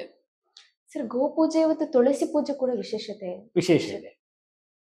ಈಗ ತುಳಸಿ ಪೂಜೆ ಆಮೇಲೆ ಬರುವಂಥದ್ದು ಉತ್ಥಾನ ದ್ವಾದಶಿ. ಈಗ ಈ ಆರಂಭ ಇಲ್ಲಿಂದೆ ನಾವು 3 ದಿವಸಗಳ ಬಲಿಯ ಆರಾಧನೆಯನ್ನು ನಾವು ಮಾಡ್ತೀವಿ. ಆದರೆ ಕೃಷಿ ಪ್ರಧಾನವಾಗಿರುವಂಥದ್ದಾದ್ರಿಂದ ನಮಗೆ ಯಾವಾಗಲೂ ಗೋಮಾತೆ ನಮ್ಮ ತಾಯಿಗಿಂತ 2ನೆಯ ತಾಯಿಯವಳು. ತಾಯಿಯನ್ನು ಬಿಟ್ಟರೆ ಇನ್ನೊಬ್ಬಳು ತಾಯಿ ಇರುವಂಥದ್ದು ಗೋಮಾತೆ. ಹಾಗಾಗಿ ಅವಳ ಹಾಲನ್ನೇ ಕುಡಿದು ನಾವು ಬದುಕಿದವಳು. ಮತ್ತು ನಮ್ಮ ಎಲ್ಲ ಕೃಷಿಗೆ ಮೂಲವಾಗಿರುವಂಥದ್ದು ಪಶು ಸಂಪತ್ತು. ಬಹಳ ಪ್ರಾಚೀನ ಕಾಲದಿಂದ ಕೂಡ ಹಿಂದಕ್ಕೆ ಪಶುಧನ ಅಂತ, ಹಣ ಇರಲಿಲ್ಲ. ಈಗ ನಮ್ಮ ನೋಟು ಕಾಯಿನ್ಗಳೆಲ್ಲ ಇದೆಯಲ್ಲ, ಅದೆಲ್ಲ ಹಿಂದೆ ಇರಲಿಲ್ಲ. ಆಗ ಏನಿತ್ತು, ಒಬ್ಬ ಎಷ್ಟು ಶ್ರೀಮಂತ ಅಂತ ನೋಡಬೇಕಾದ್ರೆ ಅವನಲ್ಲಿ ಎಷ್ಟು ದನಗಳಿದ್ದಾವೆ ಅಂತ, ಆ ದನಗಳನ್ನು ವಿಕ್ರಯಣ ಮಾಡುವ ಅಂತ ಪಶು ಸಂಪತ್ತು, ಗೋತ್ರ ಅಂತ ಹಿಂದಕ್ಕೆ, ಗೋವಿನ ಒಂದು ಗುಂಪು ಅಂತ, ಅದು ಗೋತ್ರ ಅಂತ. ಹಾಗಾಗಿ ಅಂಥದ್ದೆಲ್ಲ ನಮ್ಮಲ್ಲಿರೋ ಗೋವಿನ ಬಗ್ಗೆ ನಮಗೆ ನಿಜವಾಗಿ ನಮ್ಮ ಮನುಷ್ಯನ ಜೊತೆಯಾಗಿ ಬಹಳ ಕಾಲದಿಂದ ನಮ್ಮ ಸಂಸ್ಕೃತಿಯಲ್ಲಿ ಒಟ್ಟಿಗೆ ಇರುವಂಥದ್ದು ಗೋವು. ಆ ಗೋವಿನಲ್ಲಿ ಅಷ್ಟು ದೇವತೆಗಳಿದ್ದಾರೆ ಅಂತ ನಾವು ಹೇಳೋದು ಯಾಕೆಂದ್ರೆ ದೇವತೆಗಳು ಇದ್ದಾರೋ ಇಲ್ವೋ ಅಂತ ಹುಡುಕ್ಲಿಕ್ಕೆ ಹೋಗುದಲ್ಲ, ಅಷ್ಟು ಪೂಜ್ಯ ಅಂತ ಅದು, ಅಷ್ಟು ಸಾಮರ್ಥ್ಯವಂತ ಇದು. ಹಾಗಾಗಿ ಕೃಷಿಗೆ ನಮಗೆ ಬೇಕಾದ್ದು, ಈಗ ನಾವು ಟ್ರ್ಯಾಕ್ಟರ್ ಏನು ಯೂಸ್ ಮಾಡಿದರೂ ಕೂಡ ಹಿಂದಕ್ಕೆ ನಮಗೆ ಇದ್ದಿರುವಂಥದ್ದು ಎತ್ತುಗಳೇ. ಹಾಗಾಗಿ ಅವುಗಳನ್ನು ನಾವು ಅಲಂಕರಿಸಿ, ಅವುಗಳನ್ನು ಸ್ನಾನ ಎಲ್ಲ ಮಾಡಿಸಿ, ಅವುಗಳಿಗೆ ಹಾರಗಳನ್ನೆಲ್ಲ ಹಾಕಿ, ಅವುಗಳಿಗೆ ಆರತಿಯನ್ನು ಬೆಳಗಿ, ಅವುಗಳಿಗೆ ತಿಂಡಿ ತಿನಿಸುಗಳನ್ನು ಕೊಟ್ಟು, ಅವುಗಳ ಒಂದು ಖುಷಿಯನ್ನು, ಅವುಗಳ ಸಂತೃಪ್ತಿಯನ್ನು ನೋಡಿ ನಾವು ಖುಷಿ ಪಡ್ತಾ ಅದನ್ನು ನಾವು ಮಾಡ್ತೇವಲ್ಲ, ಅದು ಗೋಪೂಜೆ ಅಂತೇಳಿ. ಈ ಎಲ್ಲ ಒಟ್ಟು ಆಚರಣೆಗಳು 3 ದಿವಸದ ಆಚರಣೆ. ಇದು ಮೊದಲೇ ಹೇಳಿದ ಹಾಗೆ ನಮ್ಮ ಆನಂದ, ನಮ್ಮ ಜೊತೆಗಿರುವಂಥ ಪಶುಗಳ ಒಂದು ತೃಪ್ತಿ, ಆಮೇಲೆ ಭೂಮಿಯ ತೃಪ್ತಿ, ಆಮೇಲೆ ನಮ್ಮ ಸಮೃದ್ಧಿಯ ಒಂದು ಆಗಮನ, ಇದಕ್ಕೆ ಒಂದಕ್ಕೊಂದು ಜೋಡಿಸಿಕೊಂಡಿರುವಂಥ ಒಂದು ಆಚರಣೆ. ಹಾಗಾಗಿ ದೀಪಾವಳಿ ಬರೀ ದೀಪ ಬೆಳಗಿಸುವುದು ಮಾತ್ರ ಅಲ್ಲ, ಅದರೊಳಗೆ ಎಷ್ಟು ಹಿನ್ನೆಲೆ ಇದೆ ಅಂತ. ಆದರೆ ಇದೆಲ್ಲವನ್ನು ಜೋಡಿಸುವ ಒಂದು ಹಗ್ಗ ನಿಮಗೆ ಆಗಬೇಕು. ನಾನು ಹೇಳಿದೆ, ಒಂದು ಸೂತ್ರ ಅಂತ ಅದನ್ನು ಕರೆಯುವಂಥ. ಆ ಸೂತ್ರ ಏನು ಅಂದರೆ ದೀಪಾವಳಿ, ಬೆಳಗುವ ದೀಪಗಳು. ಆ ಬೆಳಗುವ ದೀಪಗಳು ಜ್ಞಾನವನ್ನು ನಮ್ಮಲ್ಲಿ ಬೆಳಗಿಸಬೇಕು, ಸಮೃದ್ಧಿಯನ್ನು ಬೆಳಗಿಸಬೇಕು. ಎಲ್ಲ ನಿಮಗೆ ಯಾವುದು ಋಣಾತ್ಮಕ ಶಕ್ತಿಗಳೆಲ್ಲ ಇದೆ ಅದೆಲ್ಲವೂ ಕತ್ತಲೆ, ಧನಾತ್ಮಕ ಶಕ್ತಿಗಳು ಯಾವುದೆಲ್ಲ ಇದೆ ಅದೆಲ್ಲವೂ ಬೆಳಕೆ. ಆ ಬೆಳಕಿನ ಕಡೆಗೆ ನಮ್ಮನ್ನು ಒಯ್ಯುವಂಥದ್ದು ದೀಪಾವಳಿ. ಹಾಗಾಗಿ ಎಲ್ಲ ದಿವಸಗಳಲ್ಲಿಯೂ ಕೂಡ ನಾವು ದೀಪವನ್ನು ಮನೆಯಲ್ಲಿ ಬೆಳಗಿಸಿ, ತುಳಸಿ ಪೂಜೆಯವರೆಗೆ ಅದು ಹಬ್ಬ ವಿಸ್ತರಿಸ್ತಾ ಹೋಗ್ತದೆ. ಅದು ದೀಪಾವಳಿಗೆ ಸೇರಿದ್ದಲ್ಲ, ಅದು ಮುಂದಿನ ಹಂತ. ಹಾಗಾಗಿ ಈ ಆಚರಣೆಯನ್ನು ನಾವಿಲ್ಲಿ ಒಂದು 3 ದಿವಸ ಮಾಡಿದರೂ ಕೂಡ ಒಟ್ಟಾಗಿ ಅದು 5 ದಿವಸಗಳ ಹಬ್ಬ ಅಂತ ಒಂದು ಲೆಕ್ಕ. ಇದರ ಜೊತೆಗೆ ರಾಮ ಅಯೋಧ್ಯೆಗೆ ಬಂದ ದಿವಸ ಅಂತ, ಈ ಲಂಕೆಯಿಂದ ಎಲ್ಲ ಅವನ ಹೋರಾಟಗಳೆಲ್ಲ ಮುಗಿದು ಎಲ್ಲ ಆಗಿ ಪುನಃ ರಾಜ ರಾಮ ಅವನ ಅಯೋಧ್ಯೆಗೆ ಬಂದ ದಿವಸ. ಇವತ್ತು ಕೂಡ ಅಯೋಧ್ಯೆಯಲ್ಲಿ ಆ ಒಂದು ಸಂಭ್ರಮವನ್ನು ಆಚರಿಸ್ತಾರೆ. ಆ ದಿವಸ ದೀಪಾವಳಿ. ಹಾಗಾಗಿ ನಿಜಕ್ಕೂ ರಾಮ ಬಂದಾಗ ಬೆಳಕುಗಳು ಬಂದ ಹಾಗೆ ಆಯಿತು. ಹಾಗಾಗಿ ಅವನನ್ನು ಸ್ವಾಗತಿಸಲಿಕ್ಕೆ ದೀಪ, ಇದನ್ನೆಲ್ಲ ನಾವು ಇದಕ್ಕೆ ಸೇರಿಸಿಕೊಂಡು ಆಚರಣೆ ಮಾಡ್ತೀವಿ. ದೀಪಾವಳಿಯು ಈ ನಮ್ಮ ಭಾರತ ದೇಶದಲ್ಲಿ ಅತ್ಯಂತ ವಿಜೃಂಭಣೆಯಿಂದ ಆಚರಿಸುವ ಒಂದು ಹಬ್ಬವಾಗಿದೆ. ಅದರಲ್ಲೂ ಈ ನಮ್ಮ ತುಳುನಾಡಿನಲ್ಲಂತೂ ಇನ್ನಂತೂ ಅತ್ಯಂತ ವಿಜೃಂಭಣೆಯಿಂದ ಆಚರಿಸ್ತಾರೆ ಸರ್. ಇದ್ರ ಬಗ್ಗೆ ನೀವೇನು ಹೇಳ್ತೀರಾ? ದೀಪಾವಳಿ ಅನ್ನುವಂಥದ್ದು ನಾವು ಆಗ ಉಲ್ಲೇಖ ಮಾಡಿದ ಹಾಗೆ ಹಿಂದೂಗಳ ಅತ್ಯಂತ ಪ್ರಮುಖವಾದ ಹಬ್ಬ. ಹೌದು. ಯಾರು ಕೇಳಿದ್ರು ನಿಮ್ಮ ಹಬ್ಬ, ಹಿಂದೂಗಳ ಹಬ್ಬ ಯಾವುದು ಅಂತ ಕೇಳಿದ್ರೆ ದೀಪಾವಳಿ. ಅದಕ್ಕೆ ಅಖಂಡ ಭಾರತ, ಬಹಳ ಹಳೆಯ ಭಾರತ, ಬೇರೆ ಬೇರೆ ವಿಭಿನ್ನ ದೇಶಗಳಾಗ ಭಾರತದ ಒಂದು ಒಕ್ಕೂಟದಲ್ಲಿ ಇದ್ದವು. ಎಲ್ಲ ಕಡೆ ಕೂಡ ಇದನ್ನು ನಾವು ಆಚರಿಸ್ತೀವಿ. ಖಾಲಿ ಅದನ್ನು ನಾವೀಗ ಹಿಂದೂಗಳು ಮಾತ್ರ ಆಚರಣೆ ಮಾಡುವುದಂತೇನೂ ಅಲ್ಲ. ಬೌದ್ಧರಿಗೂ ಕೂಡ ದೀಪಾವಳಿ ಬಹಳ ಒಂದು ಪ್ರಮುಖವೇ, ಜೈನರಿಗೂ ಕೂಡ ಅದು ಪ್ರಮುಖವೇ, ಸಿಖ್ಖರು ಕೂಡ ಅದನ್ನು ಆಚರಣೆ ಮಾಡ್ತಾರೆ. ಹಾಗಾಗಿ ಭಾರತದ ಎಲ್ಲ ಪಂಥ ಮತಗಳು ಕೂಡ ದೀಪಾವಳಿಯನ್ನು ಮತಾತೀತವಾಗಿ ಅಂತ ನಾವು ಹೇಳುವುದಾಗಿದ್ದರೆ ಅದು ತಮ್ಮ ಸಂಸ್ಕೃತಿ ಅಂತ ಅನ್ನುವಂಥ ದೃಷ್ಟಿಯಲ್ಲಿ ಆ ಹಬ್ಬವನ್ನು ಆಚರಣೆ ಮಾಡ್ತಾರೆ. ಅವರ ಕ್ರಮಗಳೆಲ್ಲ ಸ್ವಲ್ಪ ವ್ಯತ್ಯಾಸಗಳಿರ್ಬೋದು, ಆದರೆ ಅವರೆಲ್ಲರಿಗೂ ಕೂಡ ದೀಪಾವಳಿ ಆಚರಣಾ ಯೋಗ್ಯವೇ ಮತ್ತು ಆಚರಣೆ ಮಾಡುವಂಥದ್ದೇ. ದೀಪಗಳನ್ನು ಇಟ್ಟು ಅವರು ಮಾಡ್ತಾರೆ. ಅದನ್ನು ಒಂದೊಂದು ರಾಜ್ಯದಲ್ಲಿ ಒಂದೊಂದು ರೀತಿ ಮಾಡ್ತಾರೆ. ಈಗ ನಾವು ಈಶಾನ್ಯ ರಾಜ್ಯಗಳಿಗೆ ಹೋದರೆ ಅಲ್ಲಿಯ ದೀಪಾವಳಿ ಆಚರಣೆ ಕ್ರಮವೇ ವಿಭಿನ್ನ. ಹಾಗಾಗಿ ನೀವು ಉತ್ತರ ಭಾರತಕ್ಕೆ ಹೋದರೆ ಅಲ್ಲಿ ಕೊಡುವ ಒತ್ತು ಬೇರೆ. ದಕ್ಷಿಣ ಭಾರತಕ್ಕೆ ಬಂದಾಗ, ನೀವು ಕೇರಳ, ತುಳುನಾಡು ಎಲ್ಲ ಬಂದಾಗ ನಾವು ಬಲಿಗೆ ಜಾಸ್ತಿ ಒತ್ತನ್ನು ಕೊಟ್ಟು ಬಲಿಪಾಡ್ಯವನ್ನು ಹೆಚ್ಚು ಇದರಿಂದ ಮಾಡಿ ಆ ರೀತಿ ಆಚರಣೆಯನ್ನು ಮಾಡ್ತೀವಿ. ಹಾಗಾಗಿ ಈ ವಿಭಿನ್ನತೆಯೂ ಒಂದು ಸೌಂದರ್ಯ.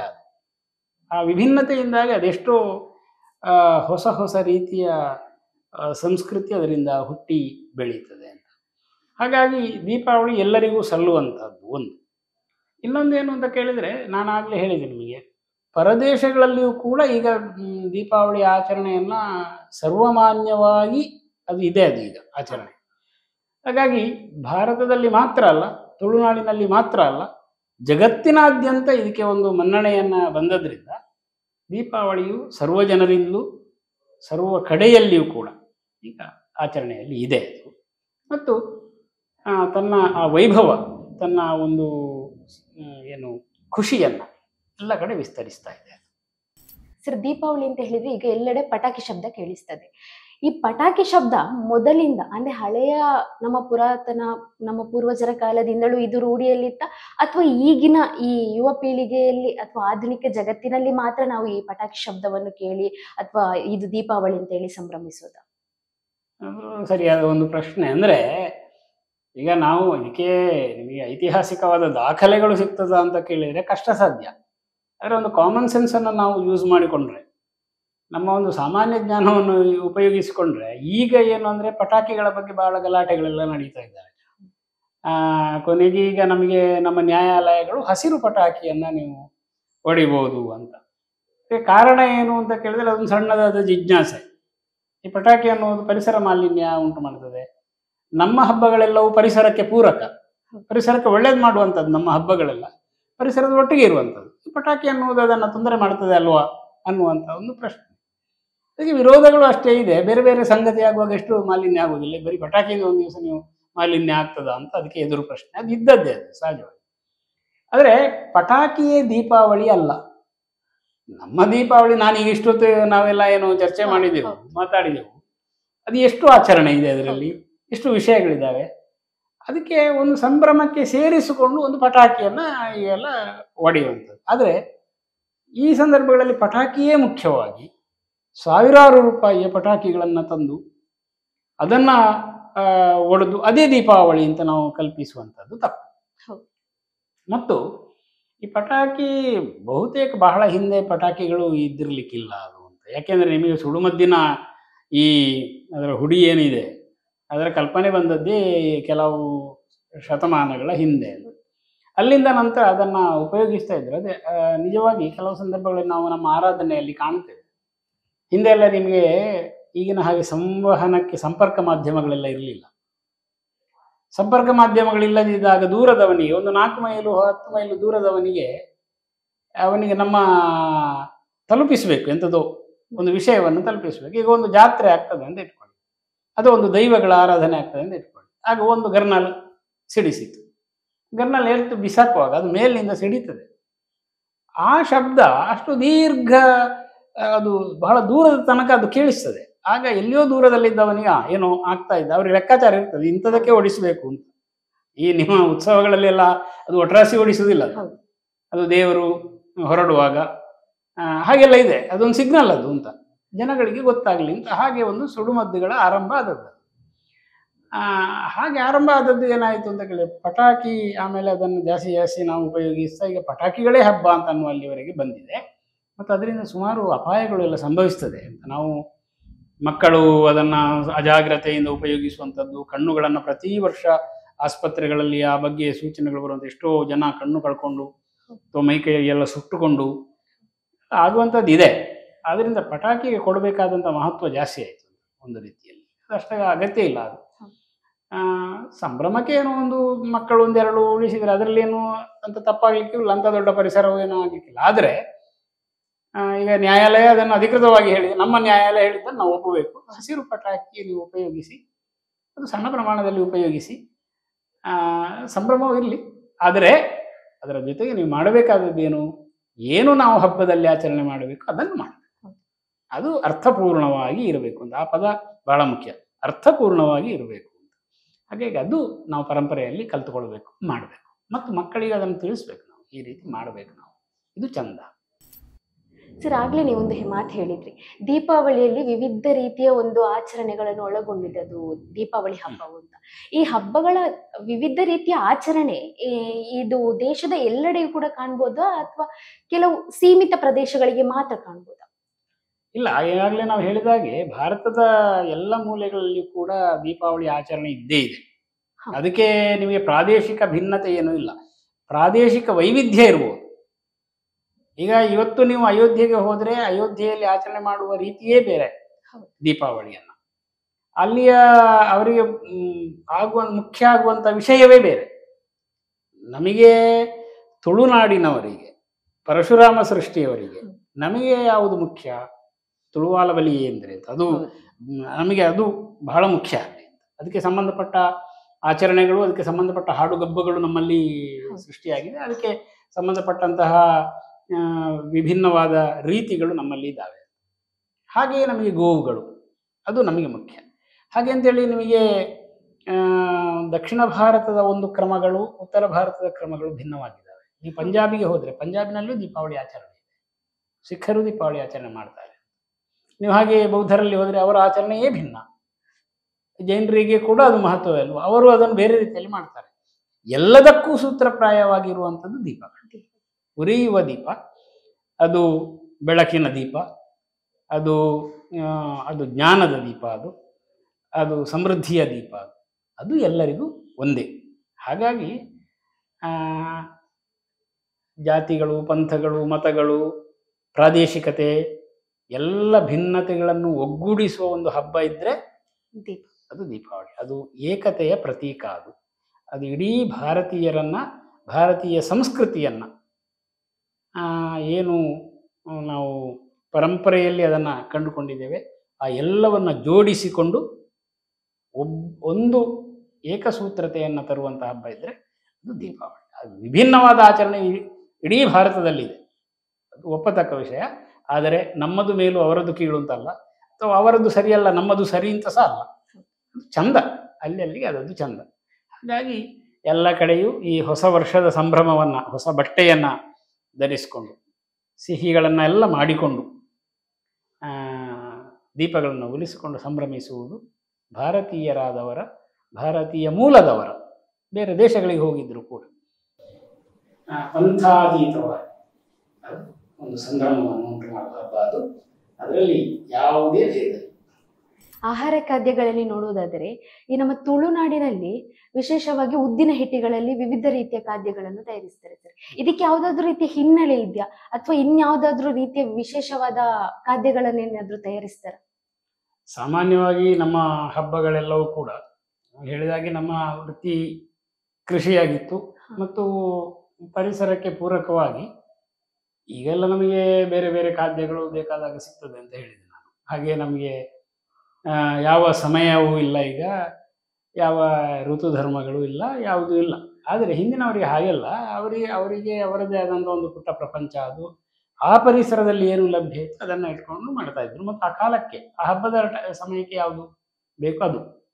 ಮುಖ್ಯವಾಗಿ ಈಗ ದೀಪಾವಳಿಯಲ್ಲಿ ನಾವು ಉದ್ದಿನ ದೋಸೆ ಮತ್ತು ಸಿಹಿ ಅವಲಕ್ಕಿ ಇದು ಎರಡೂ ನಮಗೆ ದೇವರಿಗೆ ಸಮರ್ಪಣೆಯೂ ಅದೇ, ದನಗಳಿಗೂ ಅದೇ, ಮನುಷ್ಯರಿಗೂ ಅದು ಖಾದ್ಯ ಅತ್ಯಂತ ಪ್ರೀತಿ ಪಾತ್ರವಾದದ್ದು. ಅದಕ್ಕೆ ಕಾರಣ ಏನು ಅಂದರೆ ಆ ಸಮಯದಲ್ಲಿ ನಮಗೆ ಅಕ್ಕಿಯಿಂದ ಮಾಡಿದ್ದು ಮತ್ತು ಬೇಳೆಯ ಹಿಟ್ಟು ಇತ್ಯಾದಿಗಳಿಂದ ಮಾಡಿದಂಥ ಒಂದು ಯಾವುದೇ ಖಾದ್ಯ, ಅದು ಕಡುಬಾಗಲಿ ಅಥವಾ ಅದು ದೋಸೆಯಾಗಲಿ, ಮತ್ತು ಅದಕ್ಕೆ ಒಂದು ಪೂರಕವಾಗಿ ಸಿಹಿಯಾಗಿ ಅವಲಕ್ಕಿ ಲಭ್ಯವಾಗಿತ್ತು. ಭಾಳ ಹಿಂದೆ ಎಲ್ಲ ವಿಚಿತ್ರವಾದ ಈಗಿನ ಆಹಾರ ಪದಾರ್ಥಗಳಲ್ಲೇ ಇರಲಿ.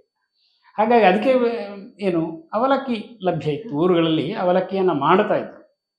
ಅದಕ್ಕೆ ಅವಲಕ್ಕಿ ತಯಾರು ಮಾಡುವ ಮನೆಗಳು ಅಂತ ಇತ್ತು. ಹಾಗಾಗಿ ಅಲ್ಲಿಂದ ಒಂದು ಗ್ರಾಮಕ್ಕೆ ಬೇಕಾದದ್ದು ಅಲ್ಲಿಂದ ಅವರಿಗೆ ವಿತರಣೆ ಆಗ್ತಾ ಇತ್ತು. ಹಾಗಾಗಿ ಅದಕ್ಕೆ ಬೆಲ್ಲವೂ ಸಿಗ್ತಾ ಇತ್ತು, ಬೆಲ್ಲವೂ ತಯಾರಾಗ್ತಾ ಇತ್ತು, ಅಲ್ಲೇ ಮನೆಗಳಿತ್ತು. ಹಾಗಾಗಿ ಇದೆಲ್ಲ ಸೇರಿಸಿ ಸಿಹಿ ಅವಲಕ್ಕಿ ಮತ್ತು ಈ ಉದ್ದಿನ ಹಿಟ್ಟಿನ ದೋಸೆ ಇದೆಲ್ಲ ಆ ಕಾಲಕ್ಕೆ ದೀಪಾವಳಿಗೆ ಪ್ರಾಮುಖ್ಯತೆಯನ್ನು ತಂದುಕೊಟ್ಟಿತ್ತು ಅಂತ. ಈಗ ನಾವು ಅದನ್ನು ಬಿಟ್ಟು ಬೇರೆ ಸಿಹಿಗಳನ್ನೆಲ್ಲ ಮಾಡ್ತೇವೆ. ಆದರೆ ಸಾಂಪ್ರದಾಯಿಕವಾಗಿ ನೀವು ನೋಡುವಂಥದ್ದು ಇದೆರಡು ಮುಖ್ಯವಾಗಿ ದೀಪಾವಳಿ.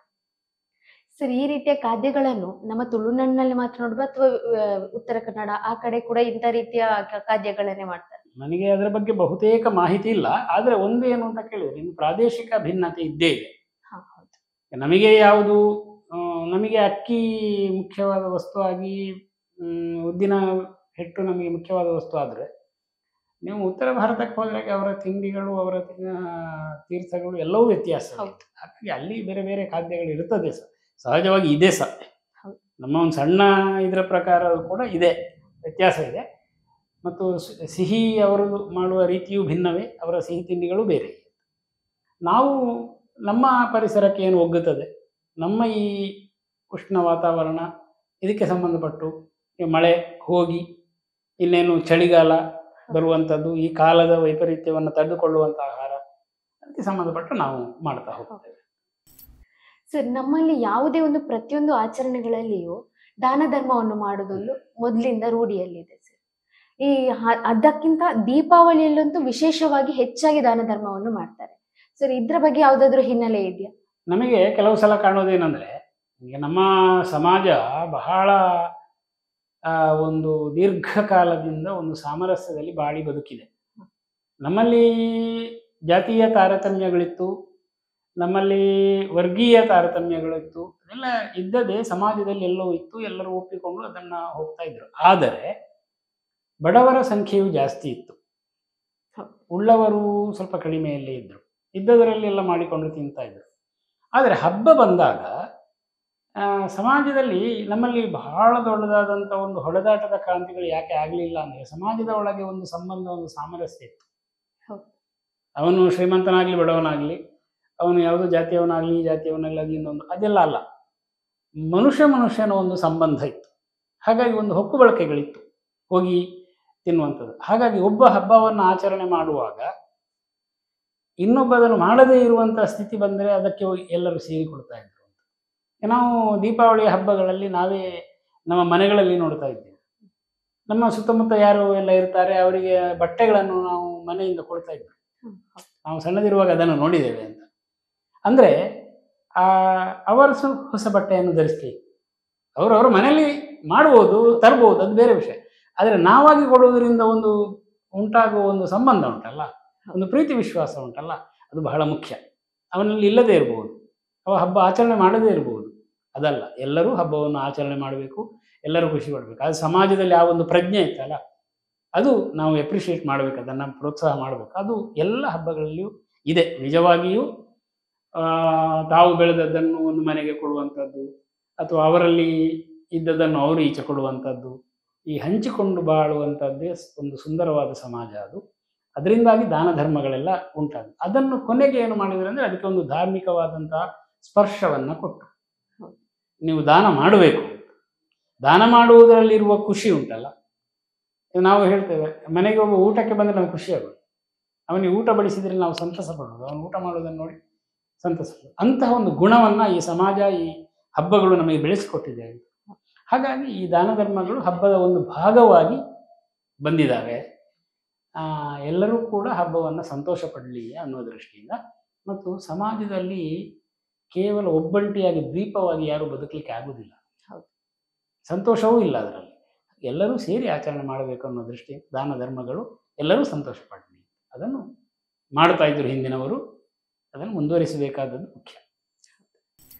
ಸರ್, ದೀಪಾವಳಿಯು ಯಾಕೆ ಆಚರಿಸ್ತಾರೆ, ಏನಕ್ಕಾಗಿ ಆಚರಿಸ್ತಾರೆ, ಇದರ ಹಿಂದಿನ ಮಹತ್ವ ಈಗಿನ ಯುವ ಪೀಳಿಗೆಗಳಿಗೆ ಗೊತ್ತಿಲ್ಲ ಸರ್. ನಮ್ಮಂಥ ಯುವ ಪೀಳಿಗೆಗಳಿಗೆ ನೀವು ಯಾವ ರೀತಿಯ ದೀಪಾವಳಿಯ ಮಹತ್ವವನ್ನು ಹೇಳಲಿಕ್ಕೆ ಇಷ್ಟಪಡ್ತೀರಿ? ಅದು ಸಹಜವೂ ಕೂಡ. ಈಗ ಹಿಂದೆ ಹಬ್ಬಕ್ಕೆ ಬಟ್ಟೆ ತರುವುದು ಅಂತ, ಹಬ್ಬಕ್ಕೆ ಬಟ್ಟೆ ತರೋದು ಬಹಳ ದೊಡ್ಡ ಸಂಭ್ರಮ. ಯಾಕಂದರೆ ವರ್ಷಕ್ಕೆ ಅವನಿಗೆ ಒಂದೇ ಸಲವೋ 2 ಸಲವೋ ಸಿಗುವುದು ಬಟ್ಟೆ. ಈಗ ಹಾಗೆ ಅಲ್ಲ, ಈಗ ನೀವು ಪ್ರತಿನಿತ್ಯವೂ ಬೇಕಾದ್ರೆ ಬಟ್ಟೆ ತರ್ಬೋದು. ಹೌದು. ಅದಕ್ಕೆ ಕೊಂಡುಕೊಳ್ಳುವ ಶಕ್ತಿಯು ನಮ್ಮಲ್ಲಿ ಬಂದಿದೆ. ಆಮೇಲೆ ಬೇಕಾದ್ದು ಸಿಗ್ತದೆ ಸರ್. ಆ ಒಂದು ಪರಿಸ್ಥಿತಿ ಹಿಂದೆ ಇರಲಿಲ್ಲ ಅಲ್ಲ. ಈ ವ್ಯತ್ಯಾಸಗಳು ಕಾಲಾಂತರದಲ್ಲಿ ಇವತ್ತು ಯುವ ಜನಾಂಗಕ್ಕೆ ಆ ಒಂದು ಪರಿಸ್ಥಿತಿಗಳು ಗೊತ್ತಿಲ್ಲ. ಅದು ಗೊತ್ತಿರಬೇಕಾಗಿಯೂ ಇಲ್ಲ. ಆದರೆ ಈ ಸಂದರ್ಭದಲ್ಲಿ ಏನಾಗಿದೆ, ನಾವು ನಮ್ಮ ಬೇರನ್ನು ಬಿಟ್ಟು ದೂರ ಹೋದರೆ ಆಗುವಂಥದ್ದು ಏನು ಅಂದರೆ, ನಿಜವಾಗಿ ಏನು ನಮ್ಮ ಪ್ರಾಚೀನವಾದ ಜನ ಮಾಡಿಕೊಂಡು ಬಂದಿದ್ದಾರೆ ಅದರಲ್ಲಿ ಒಂದು ಸತ್ವ ಇದೆ, ಅದರಲ್ಲಿ ಒಂದು ಸಂತೋಷ ಇದೆ. ನಿಮಗೆ ಬುದ್ಧಿವಂತಿಕೆ ಮಾತ್ರ ಬೇಕಾದ್ದಲ್ಲ ಸಮಾಜದಲ್ಲಿ ಬದುಕಲಿಕ್ಕೆ. ಒಬ್ಬ ಬದುಕಲಿಕ್ಕೆ ಅವನಿಗೆ ಬುದ್ಧಿವಂತಿಕೆ ಸಾಕು. ಆದರೆ ಮನುಷ್ಯನಲ್ಲಿ ಭಾವನಾತ್ಮಕತೆ ಕೂಡ ಇದೆ ಅಲ್ಲ, ಅವನು ಎಮೋಷನಲ್ ಕೂಡ ಅಲ್ಲ. ಒಬ್ಬ ಮನುಷ್ಯ ಬರೀ ಬುದ್ಧಿವಂತಿಕೆಯಿಂದ ಅವನು ಹಣ ಸಂಪಾದನೆ ಮಾಡಿ ಖುಷಿ ಪಡ್ತಾನೆ, ಬರುವುದಿಲ್ಲ. ಖುಷಿ ಅನ್ನುವುದು ಕೂಡ ಭಾವನೆಗೆ ಸಂಬಂಧಪಟ್ಟ. ಹಾಗಾಗಿ ಯಾವಾಗ ನೀವು ಹಳೆಯದನ್ನು ಬಿಟ್ಟರೆ, ಹಳೆಯ ಆಚರಣೆಗಳು, ಬದುಕು ವ್ಯತ್ಯಾಸ ಆಗಿದೆ, ಅದರ ಸ್ಫೂರ್ತಿ ಏನಿದೆ ಅದನ್ನು ಯುವಜನಾಂಗ ಪಡೆದುಕೊಳ್ಬೇಕು. ಹಬ್ಬಕ್ಕೆ ಎಲ್ಲಿದ್ರೂ ಕೂಡ ಮನೆಗೆ ಬರಬೇಕು, ಮೂಲ ಊರಿಗೆ ಬರಬೇಕು. ಅದು ಹಳ್ಳಿ ಇರಲಿ, ಅದು ಕೃಷಿ ಜೀವನ ಇರಲಿ, ಅದು ಬಹಳಷ್ಟು ಇಲ್ಲದೇ ಇರುವಂಥ ಮನೆ ಇರ್ಬೋದು. ಆದರೆ ಅವ ಎಲ್ಲಿ ಯಾವ ಊರಲ್ಲಿ ಇದ್ದರೂ ಕೂಡ ಅವನ ಹಬ್ಬಕ್ಕೆ ಮನೆಗೆ ಬರಬೇಕು. ಹಾಗೆ ಇರುವಂಥ ಒಂದು ಸಂಭ್ರಮ. ಅದಕ್ಕೋಸ್ಕರ ನೆಪವಾಗಿ ಇಟ್ಟುಕೊಂಡು ಬರಬೇಕು. ನಮ್ಮ ಊರಿನ ಜಾತ್ರೆಗೆ ನಾವು ಬರೋದಿಲ್ವ? ನಮ್ಮ ಊರಿನ ದೇವರು, ನಮ್ಮ ಊರಿನ ಜಾತ್ರೆ, ನಮ್ಮ ಮನೆಯ ಹಬ್ಬ, ಆ ಭಾವನೆ ಅವರಲ್ಲಿ ಇದ್ದರೆ ಈ 3 ದಿವಸಗಳನ್ನು ಕೂಡ ನಾವು ಆಚರಣೆ ಮಾಡಬೇಕು. ಅದಕ್ಕೆ ಬೇಕಾದ ರೀತಿಯಲ್ಲಿ ಮುಂದಿನ ಜನಾಂಗವನ್ನು ಕೂಡ ಎಜುಕೇಟ್ ಮಾಡ್ತಾ ಹೋಗಬೇಕು. ಎಜುಕೇಟ್ ಮಾಡೋದು ಇಂಪಾರ್ಟೆಂಟ್. ಅದು ಹಿಂದಕ್ಕೆ ಏನಿತ್ತಂದರೆ, ನಮ್ಮ ಜೀವನದಲ್ಲೇ ಹಿರಿಯರು ಅದನ್ನು ಅಳವಡಿಸಿಕೊಟ್ಟಿದ್ರು. ಇದನ್ನು ಕಲಿಸುವುದು ಅಂತ ಬೇರೆ ಇರಲಿಲ್ಲ ಹಿಂದೆ. ನಾವು ಹಿಂದಕ್ಕೆ ಇದನ್ನು ಕಲಿಸುವುದು, ಹೇಳಬೇಕು ಇವರಿಗೆ, ಅದಿಲ್ಲ. ಅದು ಸಹಜವಾಗಿ ಬರ್ತಿತ್ತು. ಈಗ ಏನಾಗಿದೆ ಅಂದರೆ ಸಹಜತೆ ಬಿಟ್ಟೋಗಿದೆ. ನಾವೆಲ್ಲೋ ಪೇಟೆಯಲ್ಲಿ ಬದುಕಿದರೆ ಉದ್ಯೋಗಕ್ಕೆ ಅನಿವಾರ್ಯ ಅದು. ನಾವೆಲ್ಲಿಯೋ ಅಮೇರಿಕಾದಲ್ಲಿ ಬದುಕಿದರೆ ನಮಗೆ ಇಲ್ಲಿ ಸಹಜವಾದ ಶಿಕ್ಷಣ ದೊರಕುವುದಿಲ್ಲಲ್ಲ. ಹೌದು. ಆಗ ಅದನ್ನು ನಾವು ಹೇಳಬೇಕು, ಅದನ್ನು ಗೊತ್ತು ಮಾಡಿಕೊಳ್ಬೇಕು. ಆಗ ನನಗೆ ನಿಜವಾದ ಸತ್ವ ಏನು, ನಮ್ಮದು ಭಾರತೀಯತೆ ಏನು, ಧಾರ್ಮಿಕತೆ ಏನು, ಹಬ್ಬ ಅಂದರೆ ಏನು ಅನ್ನೋದು ಗೊತ್ತಾಗ್ತದೆ. ಅದಕ್ಕೆ ಯುವಜನಾಂಗ, ಇದೆಲ್ಲ ನಿಮ್ಮ ಸಂವಹನ ಮಾಧ್ಯಮಗಳು ಬೇಕಾದಷ್ಟಿದ್ದಾವೆ. ಹೌದು. ಅದರಲ್ಲೆಲ್ಲ ಇದನ್ನು ಉಪಯೋಗಿಸಿಕೊಳ್ಬೇಕು. ಜ್ಞಾನ ಬರ್ತದೆ, ಭಾವನಾತ್ಮಕ ವಿಷಯಗಳು ಇದ್ದಾವೆ, ಇದೆರಡೂ ಸೇರಬೇಕು. ವೀಕ್ಷಕರೇ, ದೀಪದಿಂದ ದೀಪವ ವಿಶೇಷ ಕಾರ್ಯಕ್ರಮದಲ್ಲಿ ದೀಪಾವಳಿ ಹಬ್ಬದ ವಿಶೇಷತೆಯನ್ನು ತಿಳಿಸಿಕೊಟ್ಟಂತ ಶ್ರೀಯುತ ಅವಿನಾಶ್ ಕೊಡಿಂಕೇರಿ ಸರ್ ಇವರಿಗೆ ವಿಕಸನ ಟಿವಿ ಪರವಾಗಿ ಧನ್ಯವಾದಗಳು. ಮುಂದಿನ ವಿಶೇಷ ಕಾರ್ಯಕ್ರಮದೊಂದಿಗೆ ಭೇಟಿಯಾಗೋಣ. ವಿಕಸನ TV powered by VC journalism.